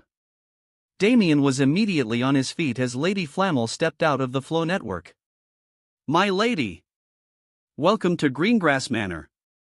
We weren't expecting you till tomorrow. I've had word from Hogwarts. Something unexpected has happened and I'd like to get to the bottom of it before the night is out, said Purnell. Where is Malfoy? This way please, my lady. Damien led Lady Flammel to the room where his wife was working on Lucius Malfoy. As the door opened, the scent of blood crept into his nostrils, making him twitch. If the smell was bad, what greeted his eyes was far worse. Lucius Malfoy lay atop a table with his body covered with bullet holes. The man's left hand was severed at the elbow. Both hands were missing some fingers, and most importantly, Lucius was barely conscious. Explain to me what you two know, Purnell ordered, taking some small steps towards the unconscious Malfoy. Lucius reached out to me tonight saying that the dark mark suddenly became stronger. Immediately after that, he was called by the Dark Lord. As I understand it, Lucius didn't waste a second and went to meet the Dark Lord. Barely half an hour passed before Lucius fell into the edges of our wards. If my house elf hadn't been near the area, we would have remained ignorant of the man, said Damien. Now, wasn't that a rude awakening? He and his dear wife were sitting up all night discussing the possible ramifications of an early rise of the Dark Lord. But Lucius came back barely clinging to his life, riddled with bullet holes of all things. It took his wife the better part of her potion stock to keep Lucius alive. Bullets? Purnell frowned at the bloody bullets collected in a tray. Muggles attacked him? It'd appear so, my lady. Although, how Muggles managed to attack Lucius while meeting the Dark Lord eludes me, said Evelyn Greengrass, wiping her brows with the back of her hand. It's not just Lucius. Quite a lot of Death Eaters died according to my spies in the Ministry. The Aurors are still taking stock of what transpired tonight at the location, said Purnell, circling Lucius. I suppose we will only get a clear picture from Lucius. Damien and Evelyn watched as Lady Flammel fished out a vial of silver-colored potion. They watched silently as the ancient witch poured the contents of the vial into Lucius' mouth. As the potion trickled down Lucius's throat, the man woke up with a gasp. Some color returned to Lucius' face and they even noticed the wounds were slowly stitching up. "Look at me, Lucius," Purnell ordered. Just when Lucius's eyes connected with her eyes, she pointed her wand at the downed wizard. "Legilimens." A few seconds later, Purnell dismissed the charm and promptly laughed. "My lady?" Evelyn asked tentatively. "It was my grandson." "He anticipated Voldemort's moves and laid a trap for the Dark Lord and his Death Eaters," said Purnell, still laughing at the destruction and death her grandson brought upon the Death Eaters. "By using Muggle weapons?" Evelyn scrunched up her nose. Damien looked at his wife, silently imploring caution. His lady wife may enjoy a closer relationship with Lady Flammel than most, but it'd only take a moment for Lady Flammel to become Lilith. And he was in no rush to face Lady Lilith, the Dark Witch who holds Eastern Europe in the palm of her hands, in his humble home no less. His methods are indeed detestable and not becoming of a wizard who has my blood. However, given the circumstances, it was a brilliant strategy. Voldemort and his Death Eaters are unfamiliar with the ways of engaging modern Muggle weaponry. He exploited their weakness, said Purnell. It doesn't matter what means Mr. Potter used. He single-handedly dealt a blow to the Dark Lord that he could not recover so easily. It'll take years for the Dark Lord to build his army without his core supporters. Damien pointed out, earning an approving nod from Lady Flammel. Considering the age of Mr. Potter, I think he performed well beyond any expectations. At least, we can be quite sure that Mr. Potter and Dumbledore will be at odds once the headmaster finds out. I smell an opportunity here, said Purnell, her eyes alight with excitement. I think it's time for a family reunion. XXXXXXXX. Harry stood comfortably beside Sirius' side as the ceremony was in full swing. Rita Skeeter and her photographer were prowling inside the Great Hall covering the final ceremony that'd spell the end of the Triwizard Tournament. The ceremony was supposed to happen with their headmasters together. Unfortunately, they were short of one. Karkaroff fled Hogwarts once it was clear the Dark Lord had returned. So, that left only two headmasters to conduct the ceremony. Madame Maxime and Minister Fudge jointly handed over the Triwizard Cup to Dumbledore to the applause of many. The nameplate on the Triwizard Cup shimmered before the Hogwarts crest became visible, signaling the school's victory in the tournament. Right below the crest, his name appeared in gold lettering. Come now, Harry. Take the cup. And don't you worry. The Aurors did a thorough check on the cup. It's quite safe, said Fudge, jovially bringing the cup into Harry's hands. Thank you for the consideration, Minister. I appreciate your efforts, sir. Harry said, taking the cup into his hands and posing with the minister for the photos. There were a few French and strangely enough Norwegian tabloids present in the hall. Oh, that's not all, Harry. Fudge said happily, taking a bag full of galleons from one of the Aurors. Harry let go of the cup as Professor McGonagall took it out of his hands. Here you go. Your winnings from the tournament. 1,000 galleons. As Fudge handed over his winnings, the Great Hall broke out into applause. Harry took the bag of galleons and shook hands with the minister. Once again he had to endure another round of photo ops. Harry happily obliged with Fudge's publicity stunts as Sirius had quite successfully wooed the Minister of Magic to his way of thinking. The Ministry believed that Barty Crouch and his son were part of an elaborate scheme to overthrow the Ministry. Their third partner in crime was Tom Riddle, who executed the master plan by assassinating some of the upstanding citizens of magical Britain with the aid of a radical Muggle group. According to Sirius, the Ministry was most likely to release more details about the matter in the coming days. The best thing, however, was Sirius managed to convince Fudge that it'd be a setback for the Ministry if Harry's kidnapping was known to the wider public. In exchange for Harry's tacit silence on the matter, he'd be consequently excluded from the scope of the investigation. As far as the official records of the Ministry were concerned, the Triwizard Cup malfunctioned, which led to the delay in Harry's reappearance. This essentially granted him immunity. Even if by some miracle an inquiry was launched regarding his involvement, there would be little to no evidence linking him to the murder of those Death Eaters. Without connecting his wand or Dobby and Winky to those murders, the Ministry could not hold him. Besides, there is that nifty little legislation that allows a minor immunity from prosecution unless without hard evidence to back it up. So, yeah. He was essentially given a clean chit by Cornelius Fudge. The only thorn in his side was Dumbledore. The sole disadvantage of his plan was Dumbledore would get alerted to the rapid shift that has been undertaken in Harry. No doubt, Dumbledore was now engaged in a countermeasure of some sort. The old man was as wily as they come, and he suspected the headmaster has more than enough tricks up his sleeve. That was why Harry suspected he'd have the unpleasant job of distracting Dumbledore by using Fudge. Dumbledore cannot be allowed to focus on what I'm doing or what I've done, Harry thought. At the moment, all of those plans took a backseat in his mind as he was cajoled by the Weasley twins towards the Gryffindor table for a proper celebration. It was safe to say, quite a loud and chaotic celebration was the general norm of House Gryffindor. The lack of Quidditch had sapped all the festive spirit from the Gryffindor house, and this victory was the replacement for a proper party of lions. While the celebrations were in full swing, Harry was at one point cornered by Daphne and Tracy.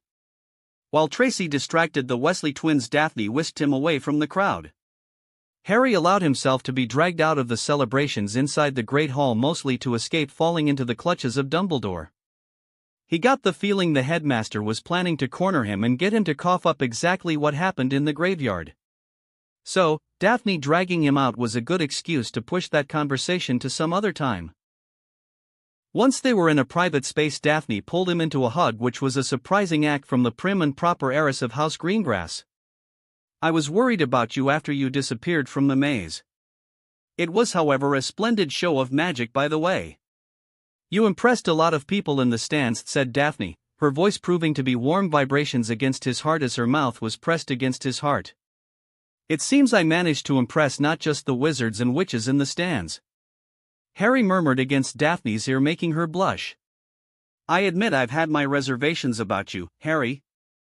But these past few months have made me like you, said Daphne, pressing her warm lips against his neck, making him shiver. Harry immediately felt a twinge of guilt, as he was essentially cheating on Daphne, and at the same time, he was incredibly touched by her concern.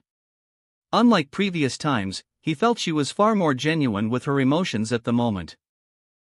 Perhaps, he was even seeing the real Daphne who has come out of her shell right now. The urge to come clean about his relationship with Fleur grew in his mind. He felt that he'd only bring pain to Daphne in the future if he continued this duplicity. I've never felt like this with anyone else, Harry, and I know you might not necessarily feel the same way I feel. And that's all right, said Daphne, looking into his eyes. But, can you make one promise to me? Harry was a bit stunned, so he found himself looking curiously at Daphne, who held out her palm asking for a promise. Will you promise me that you'll genuinely attempt to make our relationship work? Because all of a sudden everywhere I look, I see you. Daphne stood on her tiptoes and pressed a kiss on his lips. She must have poured her heart into it, because every other thought fled Harry's mind. There was a funny feeling in his gut, and he knew for sure something had fundamentally changed. Daphne was no longer just a means to an end. I'm in serious trouble, Harry thought, even as he took her hand in his sealing the vow, knowing full well that it was a vow he'd most likely fail to keep. Chapter 48, The Aftermath P2. Dumbledore was troubled. The events of last night weighed heavily on his mind. Not to mention the information he extracted from Barty Crouch Jr. did not sit well with him at all. Now, wasn't that a blow to his ego, finding a long-thought-dead Death Eater impersonating his old friend Alastor right under his nose? This incident was proof that he was slipping up in his old age. Oh, he had no notion that he was an infallible wizard, despite his immediate friends thinking as such.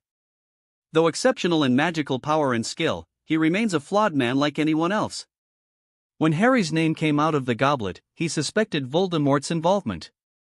When reading Bertha Jerkin's disappearance into the event, it was too much of a coincidence for anything else.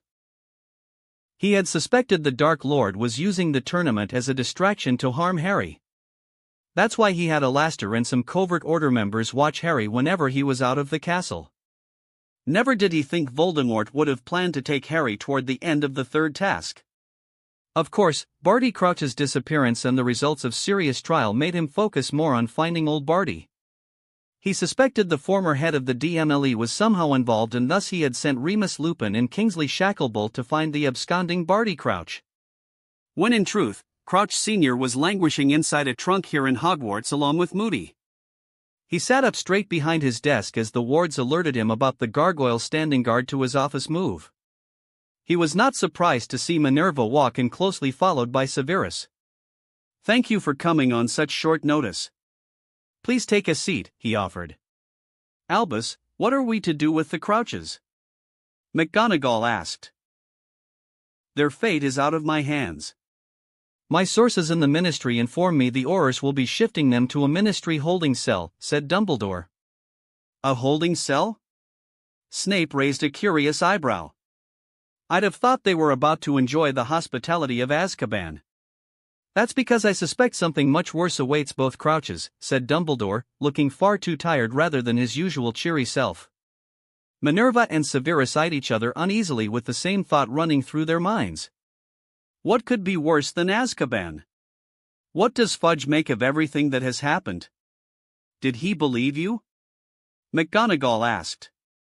Dumbledore shook his head. Cornelius is unwilling to listen to anything I say that might convince him of Voldemort's resurrection. The man is stubborn and insists that I'm trying to spread unnecessary panic. So, he won't even consider the information we gathered from Crouch Jr.? Snape asked incredulously. I'm afraid so, Severus. Cornelius is rather cross with me for interrogating the prisoners of Ministry without his permission. Let me guess. Fudge thinks Crouch and his son planned it all out and made arrangements for assassinating certain upstanding members of our society? McGonagall asked sardonically. I'm afraid that's the official version of events the Ministry prefer under the circumstances, said Dumbledore patiently. Besides, Cornelius and other like-minded Ministry officials believe Crouch Jr. has gone mad after years of Dementor exposure and living under the Imperious Curse. Then what about Potter? Our resident hero was in the thick of it, was he not? Questioning him should reveal exactly what happened at the graveyard. Snape suggested. Dumbledore looked at the potion master silently, warning him not to cross the limits. I had tried to explain the Tom Riddle Harry talked about was the real name of Lord Voldemort. But Cornelius would not listen to me.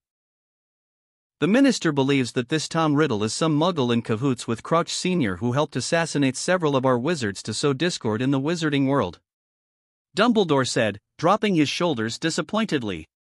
I find it odd that the Dark Lord would use muggle weapons to kill his Death Eaters. It doesn't make any sense. McGonagall said, looking thoroughly flummoxed. I share Professor McGonagall's concern. That's why I suggest we find out what happened at the graveyard from Potter. The boy knows more than he led us to believe. I say a few drops of Veritaserum should wring the truth from the boy.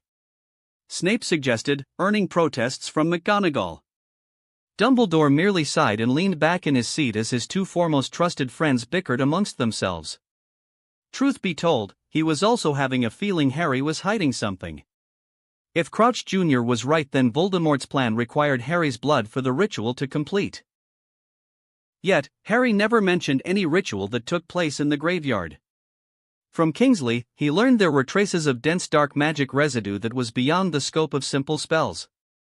There were definitely traces of heavy dark magic, remains of a sickly-smelling unidentified potion, and even shredded pieces of a cauldron. All pieces of evidence point to a dark ritual, or at least the setup for one. Only Harry could shed more light on the exact details, and he was determined to get to the bottom of the events that transpired in the graveyard. But there was one other issue bothering him. The dark mark was now clearly visible on Severus' forearm. So, there was no doubt in his mind that the Dark Lord has attained a physical body. So, the question remained at large. Where is Lord Voldemort? XXXXXXX. What happened out there? Neville asked quietly, sitting beside Harry in the common room, staring into the smoldering fireplace with a peculiar expression on his face. Why do you ask? The Prophet pretty much has everything covered, said Harry, throwing a piece of paper that was sent by Fleur this afternoon. People might believe that, but I don't, said Neville. Why not? Harry asked with a raised eyebrow.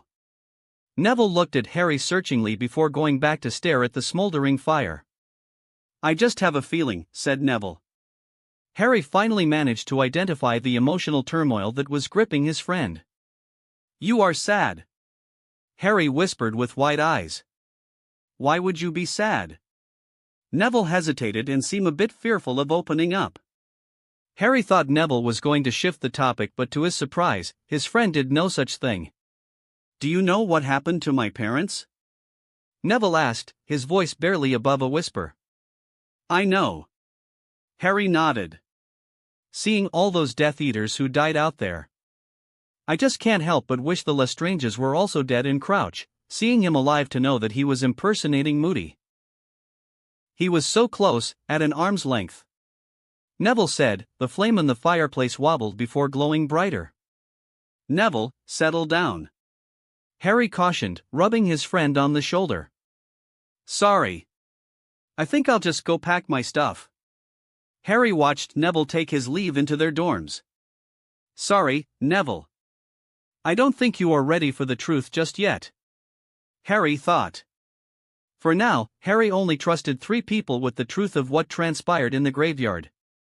And all those 3 people were involved in the murder of many Death Eaters in some form.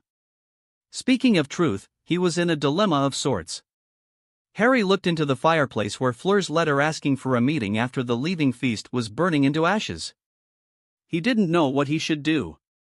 Rubbing his face, Harry stood up and decided to pay a visit to the chamber. It was long overdue, especially considering the prisoner he took from the graveyard. Harry teleported into the chamber with Dobby with the signature popping sound. The skeleton of the basilisk remained hung on the roof, remaining as intimidating as ever. But Harry's attention quickly went towards the large unbreakable glass prison where a gigantic python was sleeping soundly with Creature standing guard. "Creature, is the snake under the draft of living death?" he asked, looking at Nagini for any sort of movement. "Yes, Master." "Creature thinks the Half-Blood Master would have been a strong black if he had been born in the House of Black," said Creature. "Creature should apologize to Harry Potter. He is a great wizard even without black blood," said Dobby, folding his hands and looking challengingly at Creature. "Well, I do have some black blood. So, there is no need for conflict between you two." Harry intervened before the 2 elves could devolve into one of their infamous fights. Harry stepped inside the rune-enforced ward perimeter and took a close look at the gigantic snake. With Nagini in his grasp, only 2 Horcruxes remained beyond his reach, Hufflepuff's cup and the Gaunt Ring. The runes in the wards would keep the snake bound even if the effects of the potion run out. The glass was also charmed to block the senses of the snake. Should Nagini awake from its slumber, it'd find only darkness and dead silence greet its senses. Those spells were a little hard to pull off, but Sirius came through despite the difficulty and rushed timeline. When Voldemort realizes that his pet Horcrux is missing, the Dark Lord would undoubtedly reach out through the Soul Shard to find Nagini. The wards should keep the snake disoriented and incapable of engaging Voldemort. Even if Voldemort can somehow feel Nagini is alive, the wards would still keep the snake shielded, leading Voldemort on a merry chase to find his pet or come to the conclusion that the Ministry has captured his pet. Either way, Harry was sure the disappearance of Nagini should keep the Dark Lord distracted, while Harry was left with some breathing room to take his plans to the next level. "Good work, Creature. Check in on the snake daily and make sure it is bound." "As Master orders." Creature bowed low. Trusting Creature and Dobby to hold the fort here, Harry took his leave from the chamber. As Harry walked through the halls of Hogwarts, he was approached by many fellow Hogwarts students congratulating him on the win. He was even quite popular among the Beauxbatons students. As Harry suspected, a flashy display of magic was more than enough to impress the teen audience from the 3 schools. It had seemed for the time being his star was ascendant. Time would tell how long that would last.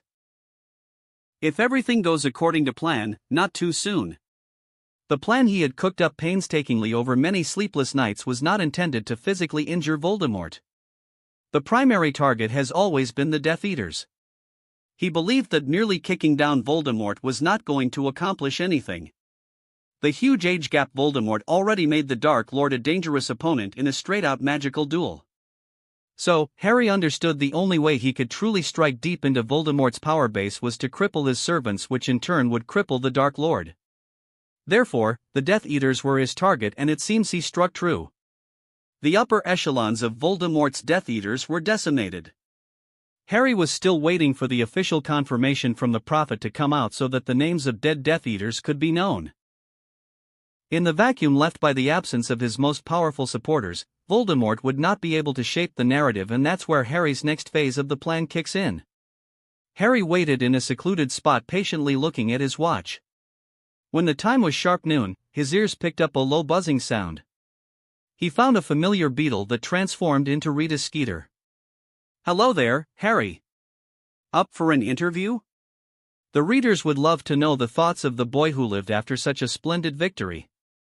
Rita Skeeter almost purred sweetly. Harry could see the greed and excitement shining behind her eyes. "Maybe some other time. For now, I want you to pursue this story," said Harry, taking out a stack of parchments he had painstakingly formulated throughout this morning and offering it to Skeeter's waiting hands. "What is this?" asked Rita Skeeter, a frown adorning her pointy face. "Everything that you need to start a feature about Tom Riddle. I want you to use the information that I gave you to write a full feature. You need to show me the completed version before publishing," said Harry, leaving no room for argument. "And you'll be suitably compensated for your work," he added, seeing Skeeter was about to protest. "As a bonus, take this piece of advice. Avoid using your beetle form on Hermione Granger. She has her suspicions about you. If you use your animagus form again, you might get caught, and we both don't want that, do we? XXXXXXX." Harry was resting his eyes when he was awakened by an owl carrying a small letter from Sirius. It asked him to come near the astronomy tower. When he finally arrived at the place, the scene he saw was that of the Aurors taking out the soulless bodies of Crouch Sr. and Crouch Jr. while Professor McGonagall screamed shrilly at Fudge and the Aurors in the background. That's how he ended up walking with Sirius and the minister to the headmaster's office. "Harry, you'll be happy to know that Barty Crouch Sr. and his lunatic son are no longer a threat," Fudge explained with an air of satisfaction and a job well done attitude. "Both of those traitors have been administered the Dementor's kiss." There was a clamor for the two to be put in Azkaban, but Sirius here made me think otherwise. Fudge held Sirius by the shoulder as if the two were the best of buddies since childhood. Harry hid a smile as they made their way towards Dumbledore's office, seeing Sirius roll his eyes. But his godfather played his part well by reciprocating the gesture. "You'd know what's best for the safety of our community, sir." Harry subtly fueled Fudge's ego. "It had to be done, Minister. It is a terrible thing to do, but those two have gone beyond all norms of a civilized society like ours and acted to destabilize the ministry. Strong action from you serves the enemies of the ministry a warning that you'll not tolerate a civil war like the previous administration." Sirius buttered up Fudge further. Going by the preening Fudge was doing, it seemed to be working. "In times like these, we need a strong leader and protector. Professor Dumbledore acted in that position in the last war. But he is now very tired, the poor man. He has often said his positions are taxing, and he often loses his presence of mind because of his responsibilities. In times like these, someone like you in the ministry is a blessing from Merlin," Harry said, looking out of the corner of his eyes to see whether his words had the intended effect. "Of course. Albus always seems so tired these days. I never thought he was under such stress. He has always been so helpful all these years. I never realized Albus was suffering under the pressure of his duties." "Perhaps." Fudge trailed off, looking suddenly thoughtful. Harry exchanged a look with Sirius. Things were so far going the way they wanted. And now, they had conveniently managed to put the idea in Fudge's mind that Dumbledore is slipping in his old age. We rarely see Headmaster Dumbledore these days. Most of his duties in the school are already shouldered by Professor McGonagall. Professor Dumbledore has already done so much for our world. He deserves some much-needed rest in these trying times. This is why most parents don't even come forward to complain about the school's flailing security standards. I mean, in my first year a troll roamed free and terrorized the school. The strange disappearance of Professor Quirrell was also a notable security lapse. Harry said, orchestrating a different version of events that happened in the past in a frame of his design to see whether Fudge would take the bite. And he did not a moment later. Ah, yes. I've heard rumors about Quirrell. If I'm not mistaken, Dumbledore told me the man had made a run for it because of a vampire. Of course, Minister. There are many such rumors. After all, the poor man has been wearing garlic and a talisman to protect himself all year. Some say, the vampire finally caught up with the poor man and chased him out of Hogwarts despite the famed age-old wards of the castle, said Harry. There was also the whole fiasco with the Chamber of Secrets. As far as I'm aware, that was another attempt by this Tom Riddle fellow by using a cursed book, was it not? Sirius asked, looking at Harry. Indeed. Of course, Professor Dumbledore, or anyone for that matter, could not have guessed this Tom Riddle guy was working close with Crouch to spread chaos. By luck, I happened to come across the cursed book and handed it over to the headmaster. That's how I came across the Sword of Gryffindor, which helped in destroying the cursed book. You have certainly had a few adventurous years in Hogwarts, Harry. Also, I happen to know Pettigrew was living right under Dumbledore's nose. Fudge muttered, shaking his head at the failing standards of security at Hogwarts. It'd seem poor Albus has done a poor job with this place. No wonder why Crouch Jr. was able to impersonate Moody and act with impunity over the course of the tournament. Speaking of which, Dumbledore won't be happy to see you execute the traitors, Minister, said Sirius. Surely, Dumbledore would understand. Those two madmen killed so many well-respected wizards in that graveyard. Then consorting themselves with this rogue muggle-born criminal called Tom Riddle. Disgraceful. Fudge spluttered indignantly. What else was I supposed to do? The families of the deceased are demanding justice, and as Minister of Magic, it is my sworn duty to act in the interest of our society. Not to mention, those two were raving mad. Crouch Jr. was shouting madly about you-know-who coming back from the dead. I know, Minister. You did the right thing. But Professor Dumbledore is an old man worn out after seeing 2 wars. He is after all famous for giving second chances to former Death Eaters like Snape. His heart is in the right place, as the man just wants peace, which we all prefer. Sirius smoothly said to Fudge, who looked thoughtful. That makes sense. Albus has stood up to 2 Dark Lords in his lifetime, said Fudge softly. And he has no family to speak of save for his brother, who was not on good terms with the man.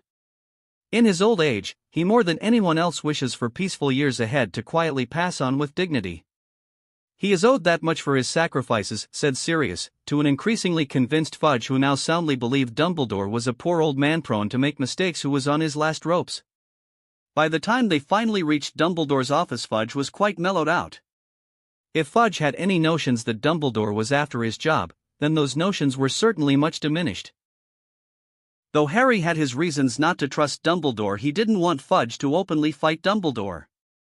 It was better to use the resources of the Ministry on Voldemort rather than on Dumbledore. It was purely strategic reasons that influenced Harry to set the board in such a way that Fudge thinks Dumbledore was a tired old man with a bleeding heart rather than a political adversary. When Harry followed Fudge and Sirius into the headmaster's office, he saw the office held other guests. Professor McGonagall and Snape were present, and both of them did not look very pleasant to see them at all. No doubt, Professor McGonagall had informed Dumbledore about what transpired in the astronomy tower. Cornelius, why? Why would you do such a thing to the Crouches? Dumbledore asked. What else was there to do? Old Barty has gone off his rocker and planned to wage war against the Ministry. His son is a raving lunatic who thinks he is acting under the instructions of you-know-who.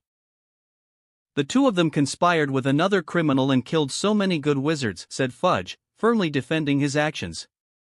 Harry only kept half an ear to the conversation going on. His attention instead went to the portraits of the previous headmasters in the room. They were keenly listening in on the back-and-forth conversation between Dumbledore and Fudge. The same was true for Snape and McGonagall. The 2 professors were shooting death glares at Fudge. If looks could kill, Professor McGonagall's stare was nearly approaching the levels of a basilisk. Harry was brought out of his musings when the argument between Dumbledore and Fudge reached a new pitch. You cannot seriously believe you know who has backed Dumbledore. That's simply preposterous. The man has been dead for nearly 14 years. Fudge shouted. Cornelius, see reason. We must not allow what happened in the past to repeat itself. You know of the bloodshed that followed as Voldemort unleashed his war on us. Heed my warning before it's too late, said Dumbledore, imploring Fudge to see the truth. Fudge shook his head and began muttering under his breath. Further conversations came to a halt when Snape suddenly let out a hiss followed by holding his forearm as if in pain. Headmaster, the Dark Lord. Snape said dramatically. At least, that's how Harry took it. He was hoping that's how Fudge was taking it. Severus, if you'd please show us your arm. Dumbledore ordered softly. Snape pulled back his sleeve and showed everyone his forearm. On his pale skin, the dark mark of Voldemort could be seen as clear as day. The snake extending out of the human skull moved around as if it has a life of its own. Headmaster, it is as we feared. He has returned and he is calling me. Snape said, his voice barely above a whisper. I should answer the summons if I'm to retain my position. Dumbledore nodded in understanding. You may take your leave, Severus. Dumbledore said, a hint of pity shining in his eyes. After Snape left through the flue, Dumbledore turned to Fudge looking far more serious. We must take necessary measures to counter the Dark Lord. We must reach out to the giants, werewolves, and vampires. We must send envoys to them and persuade them against joining the Dark Lord's side. We must also isolate the Dementors, as I believe they'll once again shift their loyalties. Dumbledore advised. Fudge stepped back as if slapped. Dumbledore, are you hearing yourself? Giants. Werewolves and vampires. You can't be serious.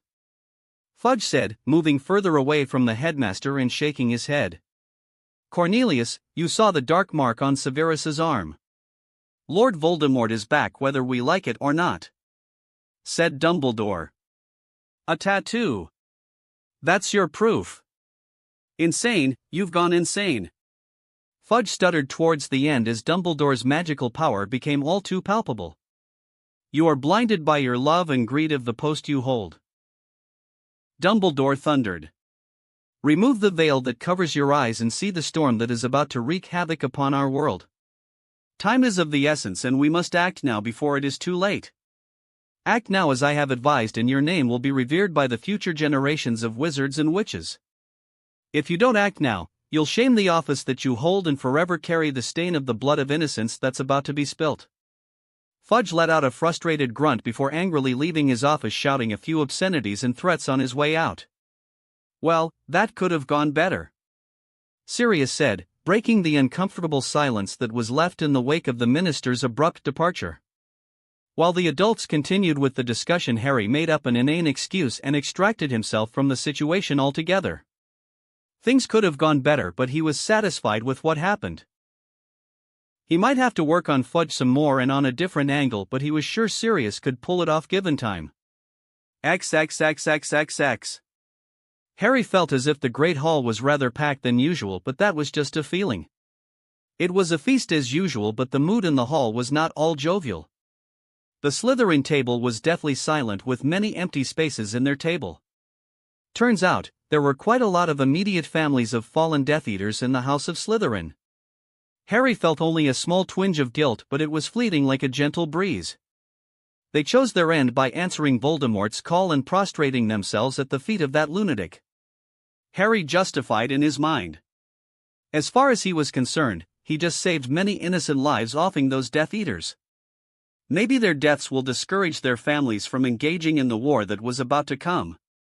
Not all would think so, but if even a few will, Harry would consider that success.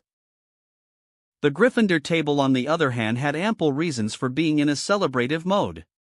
One of their own has won the Triwizard Championship, and they have also won the House Cup even when Quidditch was cancelled.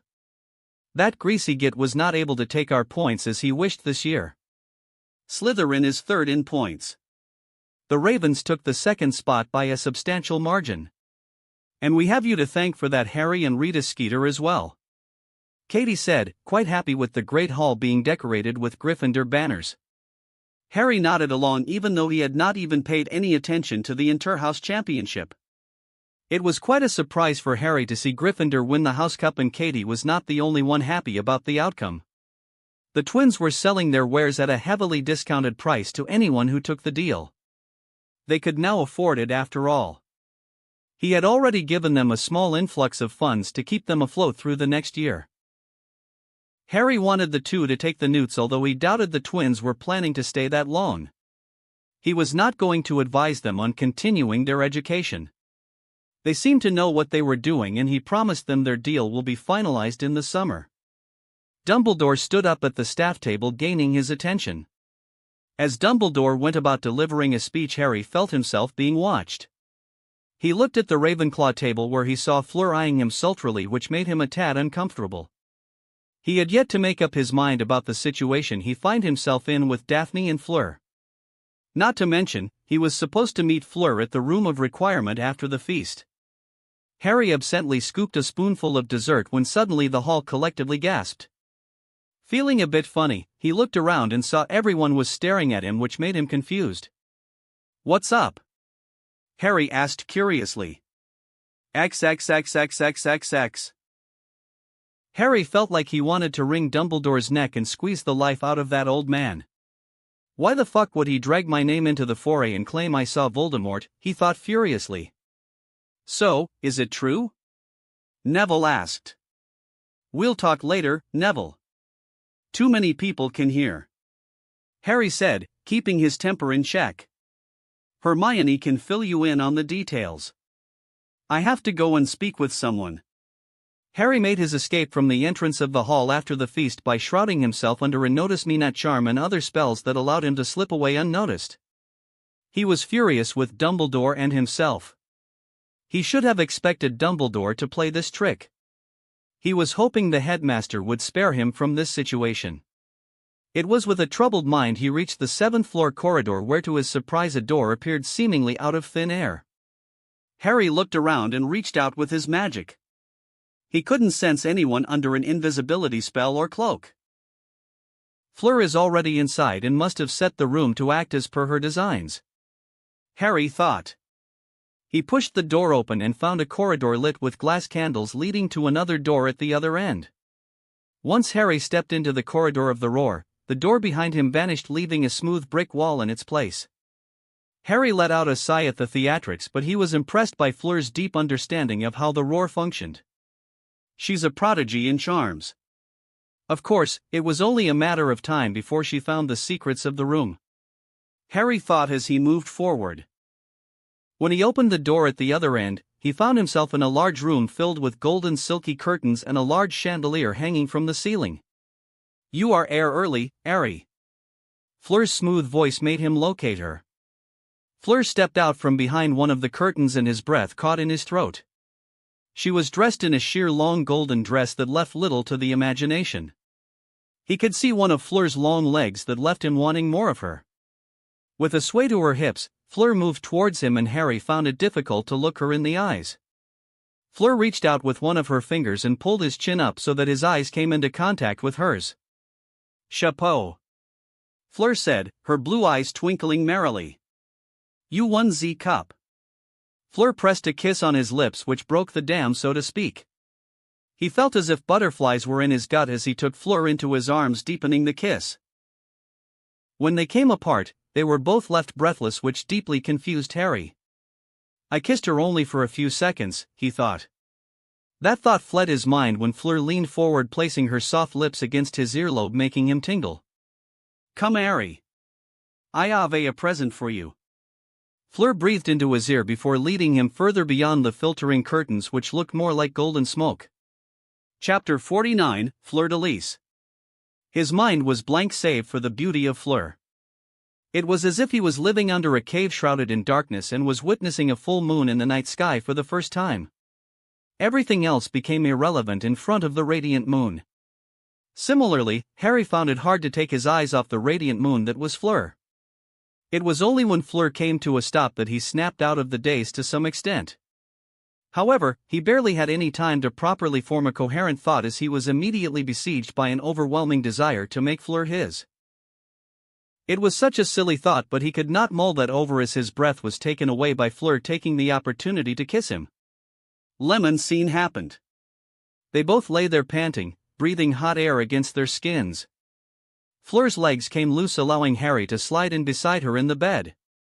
Fleur pulled the covers over their sweaty bodies. Fleur reached out with her hand, tracing the fine lines of his cheekbones while staring into his green eyes. "That was..." Fleur trailed off, looking searchingly into his eyes. "Magical?" Harry supplied with a goofy grin. "We..." Fleur giggled, pulling him forward and smashing her lips against his. The air became saturated with Fleur's allure again, but this time it was more sublime. It felt more like a soothing blanket of warm oil. Harry snaked one of his arms around Fleur and pulled her against his chest. He could feel her breasts getting flushed against his chest as she draped one of her long legs over him. He breathed in her flowery scent from her silver blonde hair as she nuzzled against him in the bed. Fleur pressed a kiss on his chin before she closed her eyes, resting her silver mane against his chest. The lull of the night was such Harry found it difficult to deny sleep, so he closed his eyes with Fleur closely wrapped around his body like a warm blanket. Voldemort kept a strong grip over his right hand, which was once again acting up with spontaneous tremors. At first, he had assumed it was the aftereffects of his resurgent magic and soul settling into his newly furnished body. But he no longer thought this to be the case. Something must have gone wrong with the ritual. That blasted boy must have done something, or that bumbling moron Wormtail must have botched it up, he thought. If it was Potter, he'd enjoy torturing the boy to death the next time the boy faces him. If it was Wormtail, well, there was hardly anything he'd have to do to the coward. "All of them are dead." "Are you sure?" Voldemort asked imperiously, sitting on a transfigured throne. "I'm afraid so, my lord.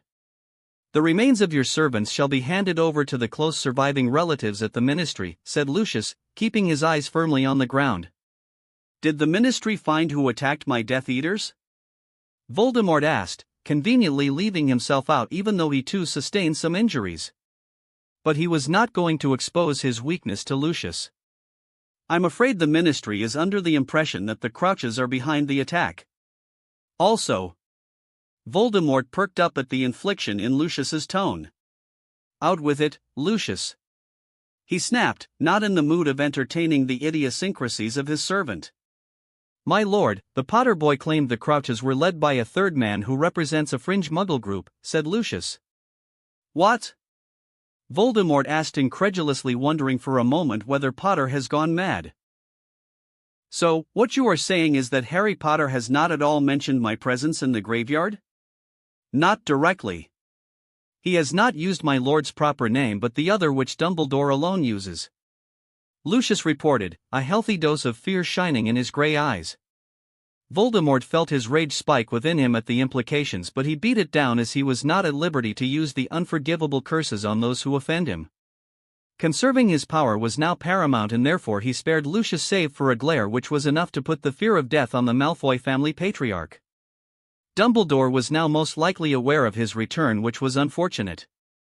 The ministry, it'd seem, has jumped right in and had the Crouches face the kiss of a Dementor. That should neatly tie up any loose ends. For some reason, the Potter boy was not keen on declaring his return to the public. He was not going to complain at the opportunity that his arch-nemesis has gifted him. As for what happened in the graveyard was still not making any sense. Who could have possibly found him and attacked him on the spot? Only Crouch was outside his immediate observation, but he doubted the man would betray him. For a moment, he entertained the thought of Potter setting up a trap, but he discarded the thought. He was sure Potter could not have possibly planned it all out and somehow found out his plans. No, this was the work of someone else. But no matter how much he thought, he could not find a possible explanation for how this mysterious enemy found his hiding spot in the first place. Unfortunately, both Crouch Jr. and Pettigrew were dead, leaving him with a huge mystery. "I need to revisit my memory and look for something I missed. There must be some clue that could prove useful," he thought. Whoever this rogue enemy was, they were certainly dangerous and had dealt him a heavy blow by decimating most of his favored Death Eaters. They have deprived him of precious resources, and for that, they shall suffer a most painful end by his own hands. Lucius, tell no one of what transpired in the graveyard. For now, let the world believe the lies the Ministry has spun around the eve of my resurrection. Voldemort ordered. As you will, my lord. Lucius bowed low. Voldemort eyed Lucius, and for a moment he suspected the man, but he dismissed such thoughts. Lucius was ignorant of his location and his moves.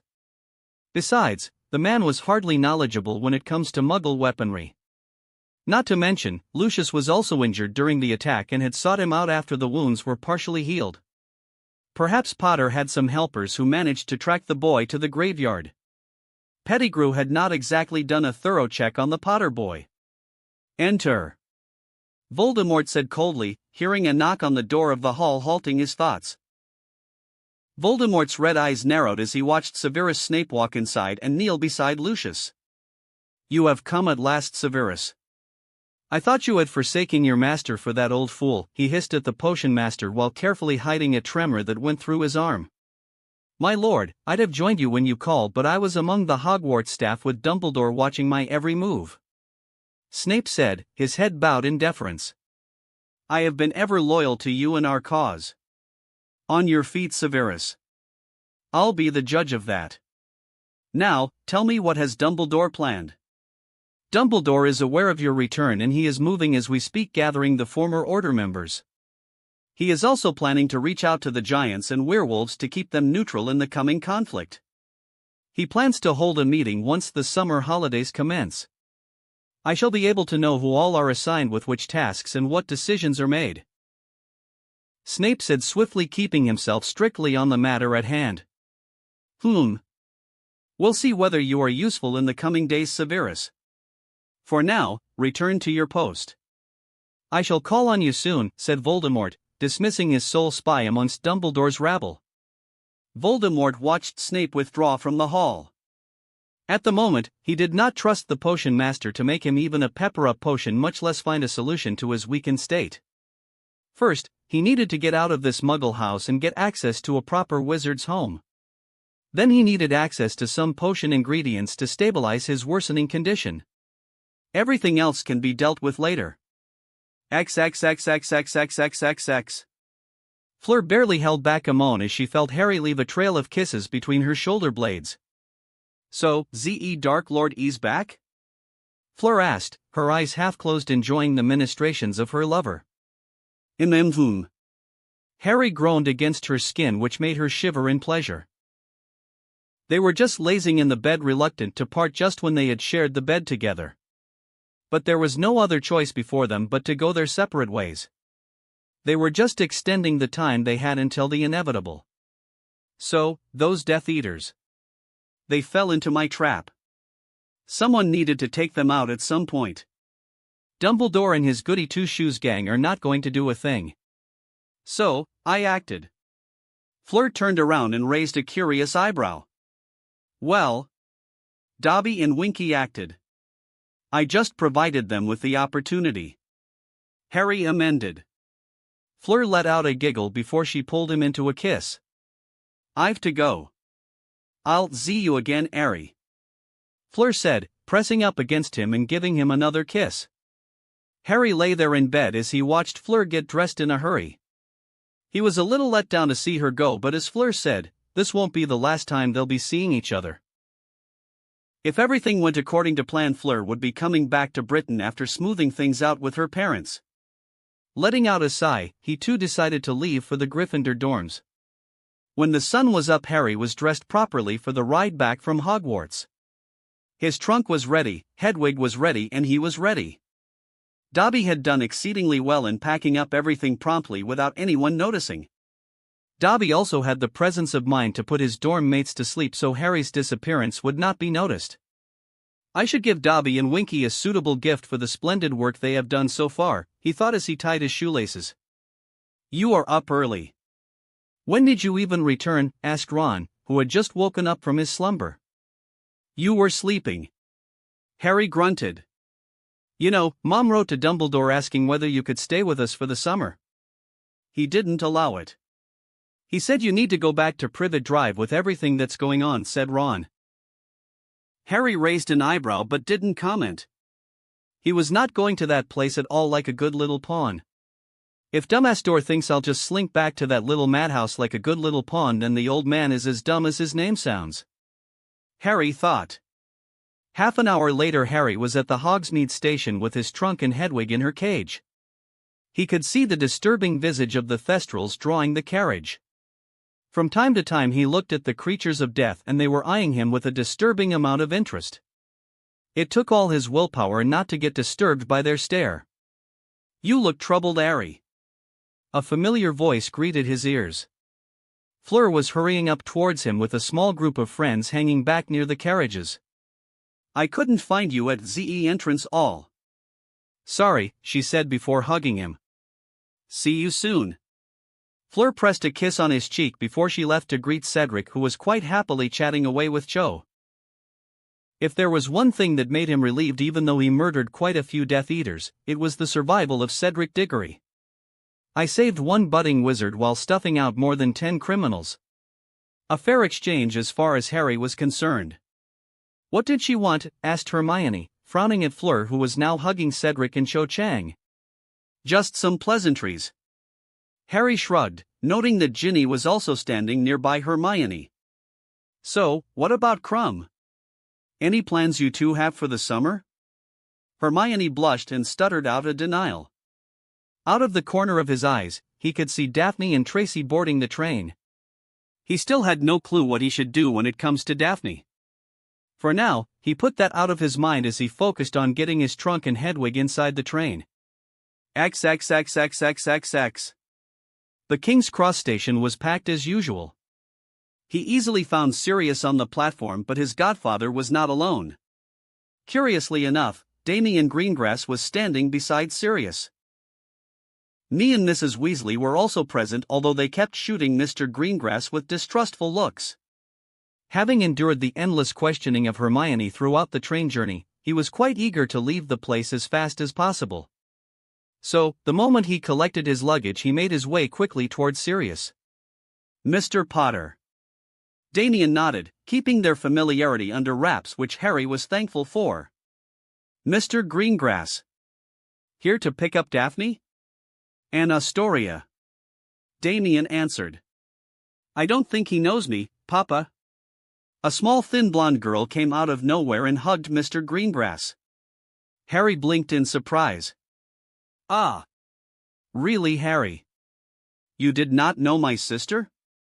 Then again, she is so small, easily mistaken for a dwarf, said Daphne, coming to stand by his side as she rolled a trolley along carrying her trunk. I admit I've not seen your sister around at Hogwarts. That doesn't mean I'm ignorant of her existence. Harry said, keeping the surprise off his face. Daphne eyed him doubtfully.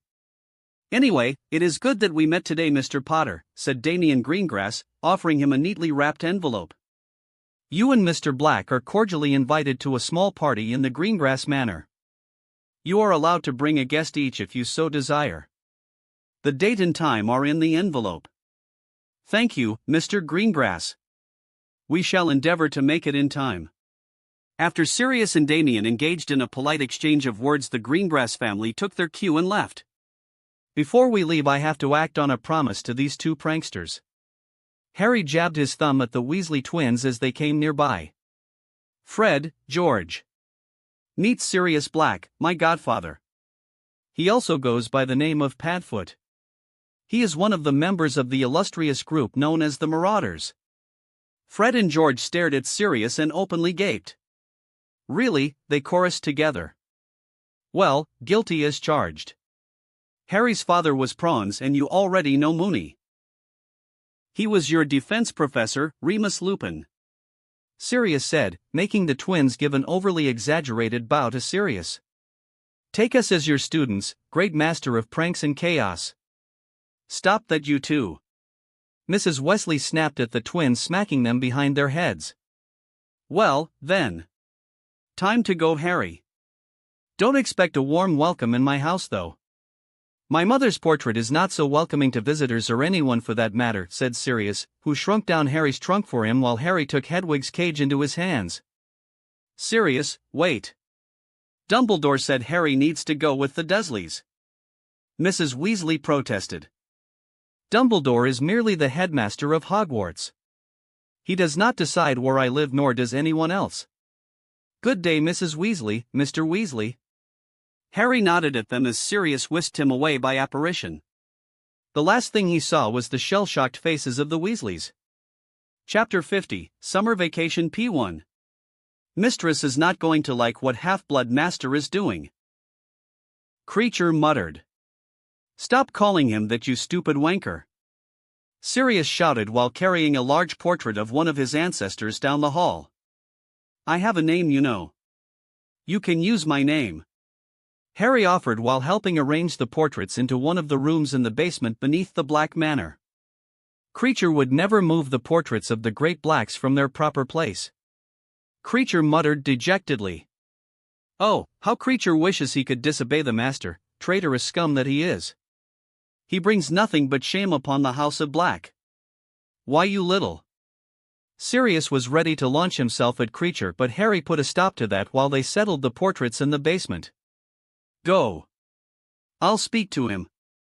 Harry pushed Sirius out of the basement with some effort. Turning to Creature, who was muttering about blood traitors and whatnot, Harry sighed. You have to understand, Creature, we are at war with a wily enemy. The Dark Lord is a clever man who is not above enlisting the aid of old pureblood families and used their portraits to spy on his enemies. Many of the portraits in this house have links to other portraits outside of this house, said Harry. Looking around, he found the portrait of Phineas Black, which was frozen by a frame-freezing charm. Look at that portrait. It's the portrait of Phineas Black, who was once the headmaster of Hogwarts. If Dumbledore so wishes, he could use the portrait in the headmaster's office and spy Black Manor with ease. A light of understanding passed through Creature's eyes. Creature understands, the elf bowed his head, flattening his ears in shame. While you are at it, can you nicely ask him to take down my mother's portrait? Sirius whispered near Harry's shoulder. Why? I think your mother's portrait is quite useful, Sirius. If Voldemort somehow tracks us down, the portrait could either give him a heart attack or serve as a warning for us. Sirius suddenly became thoughtful. You know, I never thought of it like that. You might be onto something there, Harry. Sirius said. Of course, I'm onto something, said Harry, winking at Creature, who looked relieved that Lady Black's portrait was not going into a dark corner of the basement. Now, come with me. I'll show you your room, said Sirius, leading Harry away from the basement. Well, this is a bit too much. Harry looked at the large expansive room with a king-sized bed and many ornate pieces of furniture that screamed pompousness. A small bedroom with a small table on the corner would have been preferable. Can't have you living like that in my house, Harry. You are a guest of the House of Black and my godson. Tradition dictates that you ought to be treated like the heir, said Sirius. Since when did you become a man of tradition? Harry asked with a raised eyebrow. Since last night. So, how's the room? Harry looked around at the blue-painted walls and the overall aesthetics of the room. I like it, Harry said, nodding to himself, satisfied with the room even though he thought it was a bit too much luxury. He liked to keep things simple, but he could live here without a problem. I wanted to have your room painted red and gold. Well, I wanted the whole house painted red and gold, but Creature would find some way to disrupt the work. In the end, I decided to go with blue and white. That was probably good. I was getting tired of seeing all the red and gold in my dorms. This is a more soothing color. Harry hummed in appreciation. Young master has more sense than the blood traitor. Creature muttered while pretending to sweep the floor nearby the stairs. See, even Creature agrees. Harry laughed while Sirius muttered about not being Gryffindor enough. Before anything else could be said, the doorbell rang, making Harry and Sirius frown. They looked at each other for a moment before taking their wands into their hands. It has been only 10 minutes or so since they arrived, so they had yet to put up the necessary wards to guard against any unsavory visitors, bar the one that hid them from Muggle eyes. They heard the door swinging open, followed by a loud crashing sound. Blood traitors and Muggle lovers. The lowest scum of this world defiling the house of my ancestors. Well, you were right. Her portrait can be a good deterrent for friends and foes alike, said Sirius. Harry found Albus Dumbledore in his usual attire of star-spangled robes by the door with a large pointy hat in hand. Harry! I did not expect to see you here, said Dumbledore, with the customary twinkle in his eyes. I doubt that. Harry deadpanned, folding his hands, but he kept his fingers wrapped around his wand. Harry, you must return to Private Drive for your safety. I must? Harry raised a delicate eyebrow challengingly, stepping forward. Tell me, who do you think you are, Dumbledore? Dumbledore's eyes widened as an oppressive force permeated the air, trying to blanket him in its power. It was quite familiar, as it was something he has also used in the past to scare away his opponents, mostly in battle. Only a strong wizard can exert such pressure by using their magical power, and he was surprised Harry was at a level to manifest a physical aura at this young age. It's remarkable. Dumbledore thought. You are merely the headmaster of Hogwarts. Out here you have no authority or power to decide what I should or shouldn't do. I'm not going to the home of those fools under any conditions. I'm staying here with Sirius. Harry, you must see reason. Lord Voldemort has risen. I don't care. As far as I'm concerned, the Dursleys are not my family and they'll never be. Besides, I doubt they are in any position to host me. Harry said, a wicked smirk on his face. What do you mean? Dumbledore asked, frowning. Oh. Don't tell me your little spy didn't report you about the unfortunate situation with the Dursleys? Harry asked sardonically. Dumbledore's surprise was quite palpable, and Harry quietly enjoyed the fact that he can give shocks to the old codger whom most in the wizarding world consider infallible. Why are you so surprised? You didn't think that I'd fail to see your little spy Arabella Fig, did you? Harry asked as a matter of factly. The fact that you kept tabs on me and knew what I was going through in my childhood leads me to only one conclusion, Dumbledore. You wanted a malleable pawn whom you can throw at Voldemort as bait, and that's exactly what you did in my first year. But you forgot to keep your pawn crossing over to the other side of the board. Once that happens, the pawn can become any other piece except for the king. But, Dumbledore, you may get out. You are not welcome in my house. Sirius snapped. Sirius, don't make me use force, Albus. Sirius raised his wand. Harry watched Dumbledore, looking thoroughly flummoxed. Thankfully, the old man regained his wits and chose to take his leave rather than impose upon them any further. Well, I must say good riddance to bad rubbish.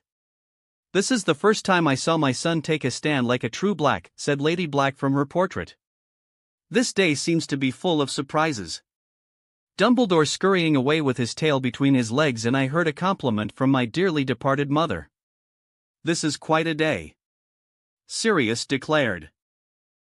You are still a blood traitor, a shame on my house, but at least you stood up to that Muggle lover. I suppose that's your one good achievement. Lady Black huffed before she turned her sights on Harry. Now, who are you, boy? You could have known him earlier if you had not screamed like a harpy.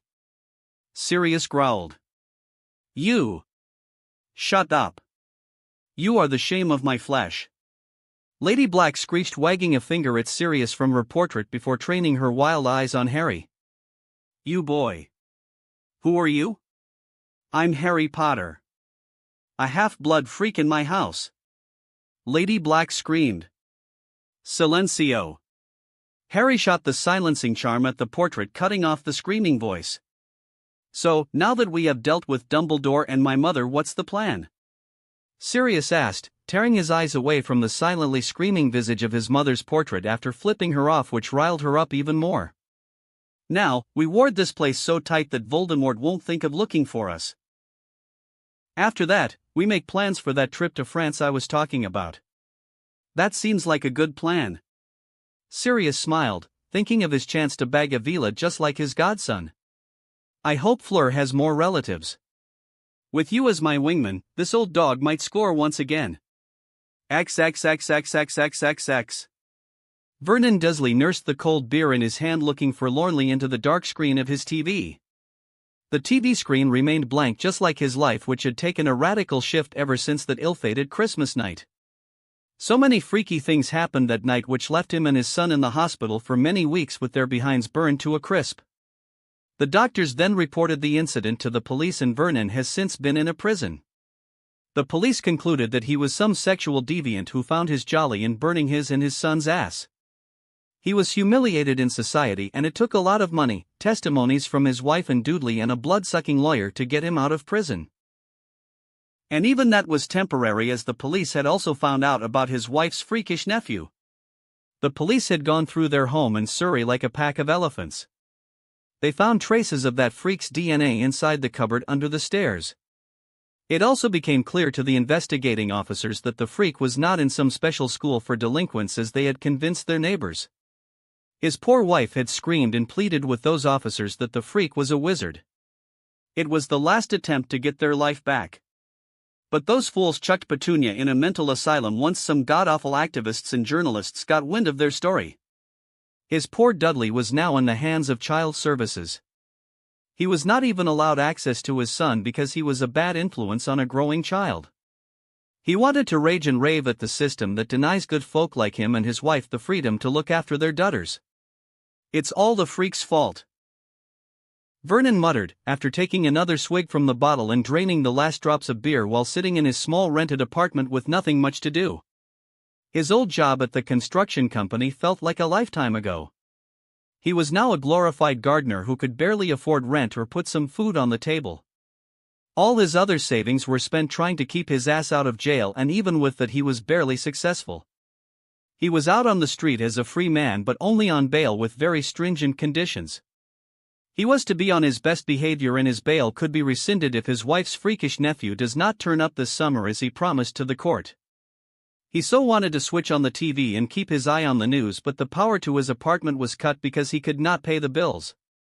He prayed the freak walk in on his old house and get caught red-handed.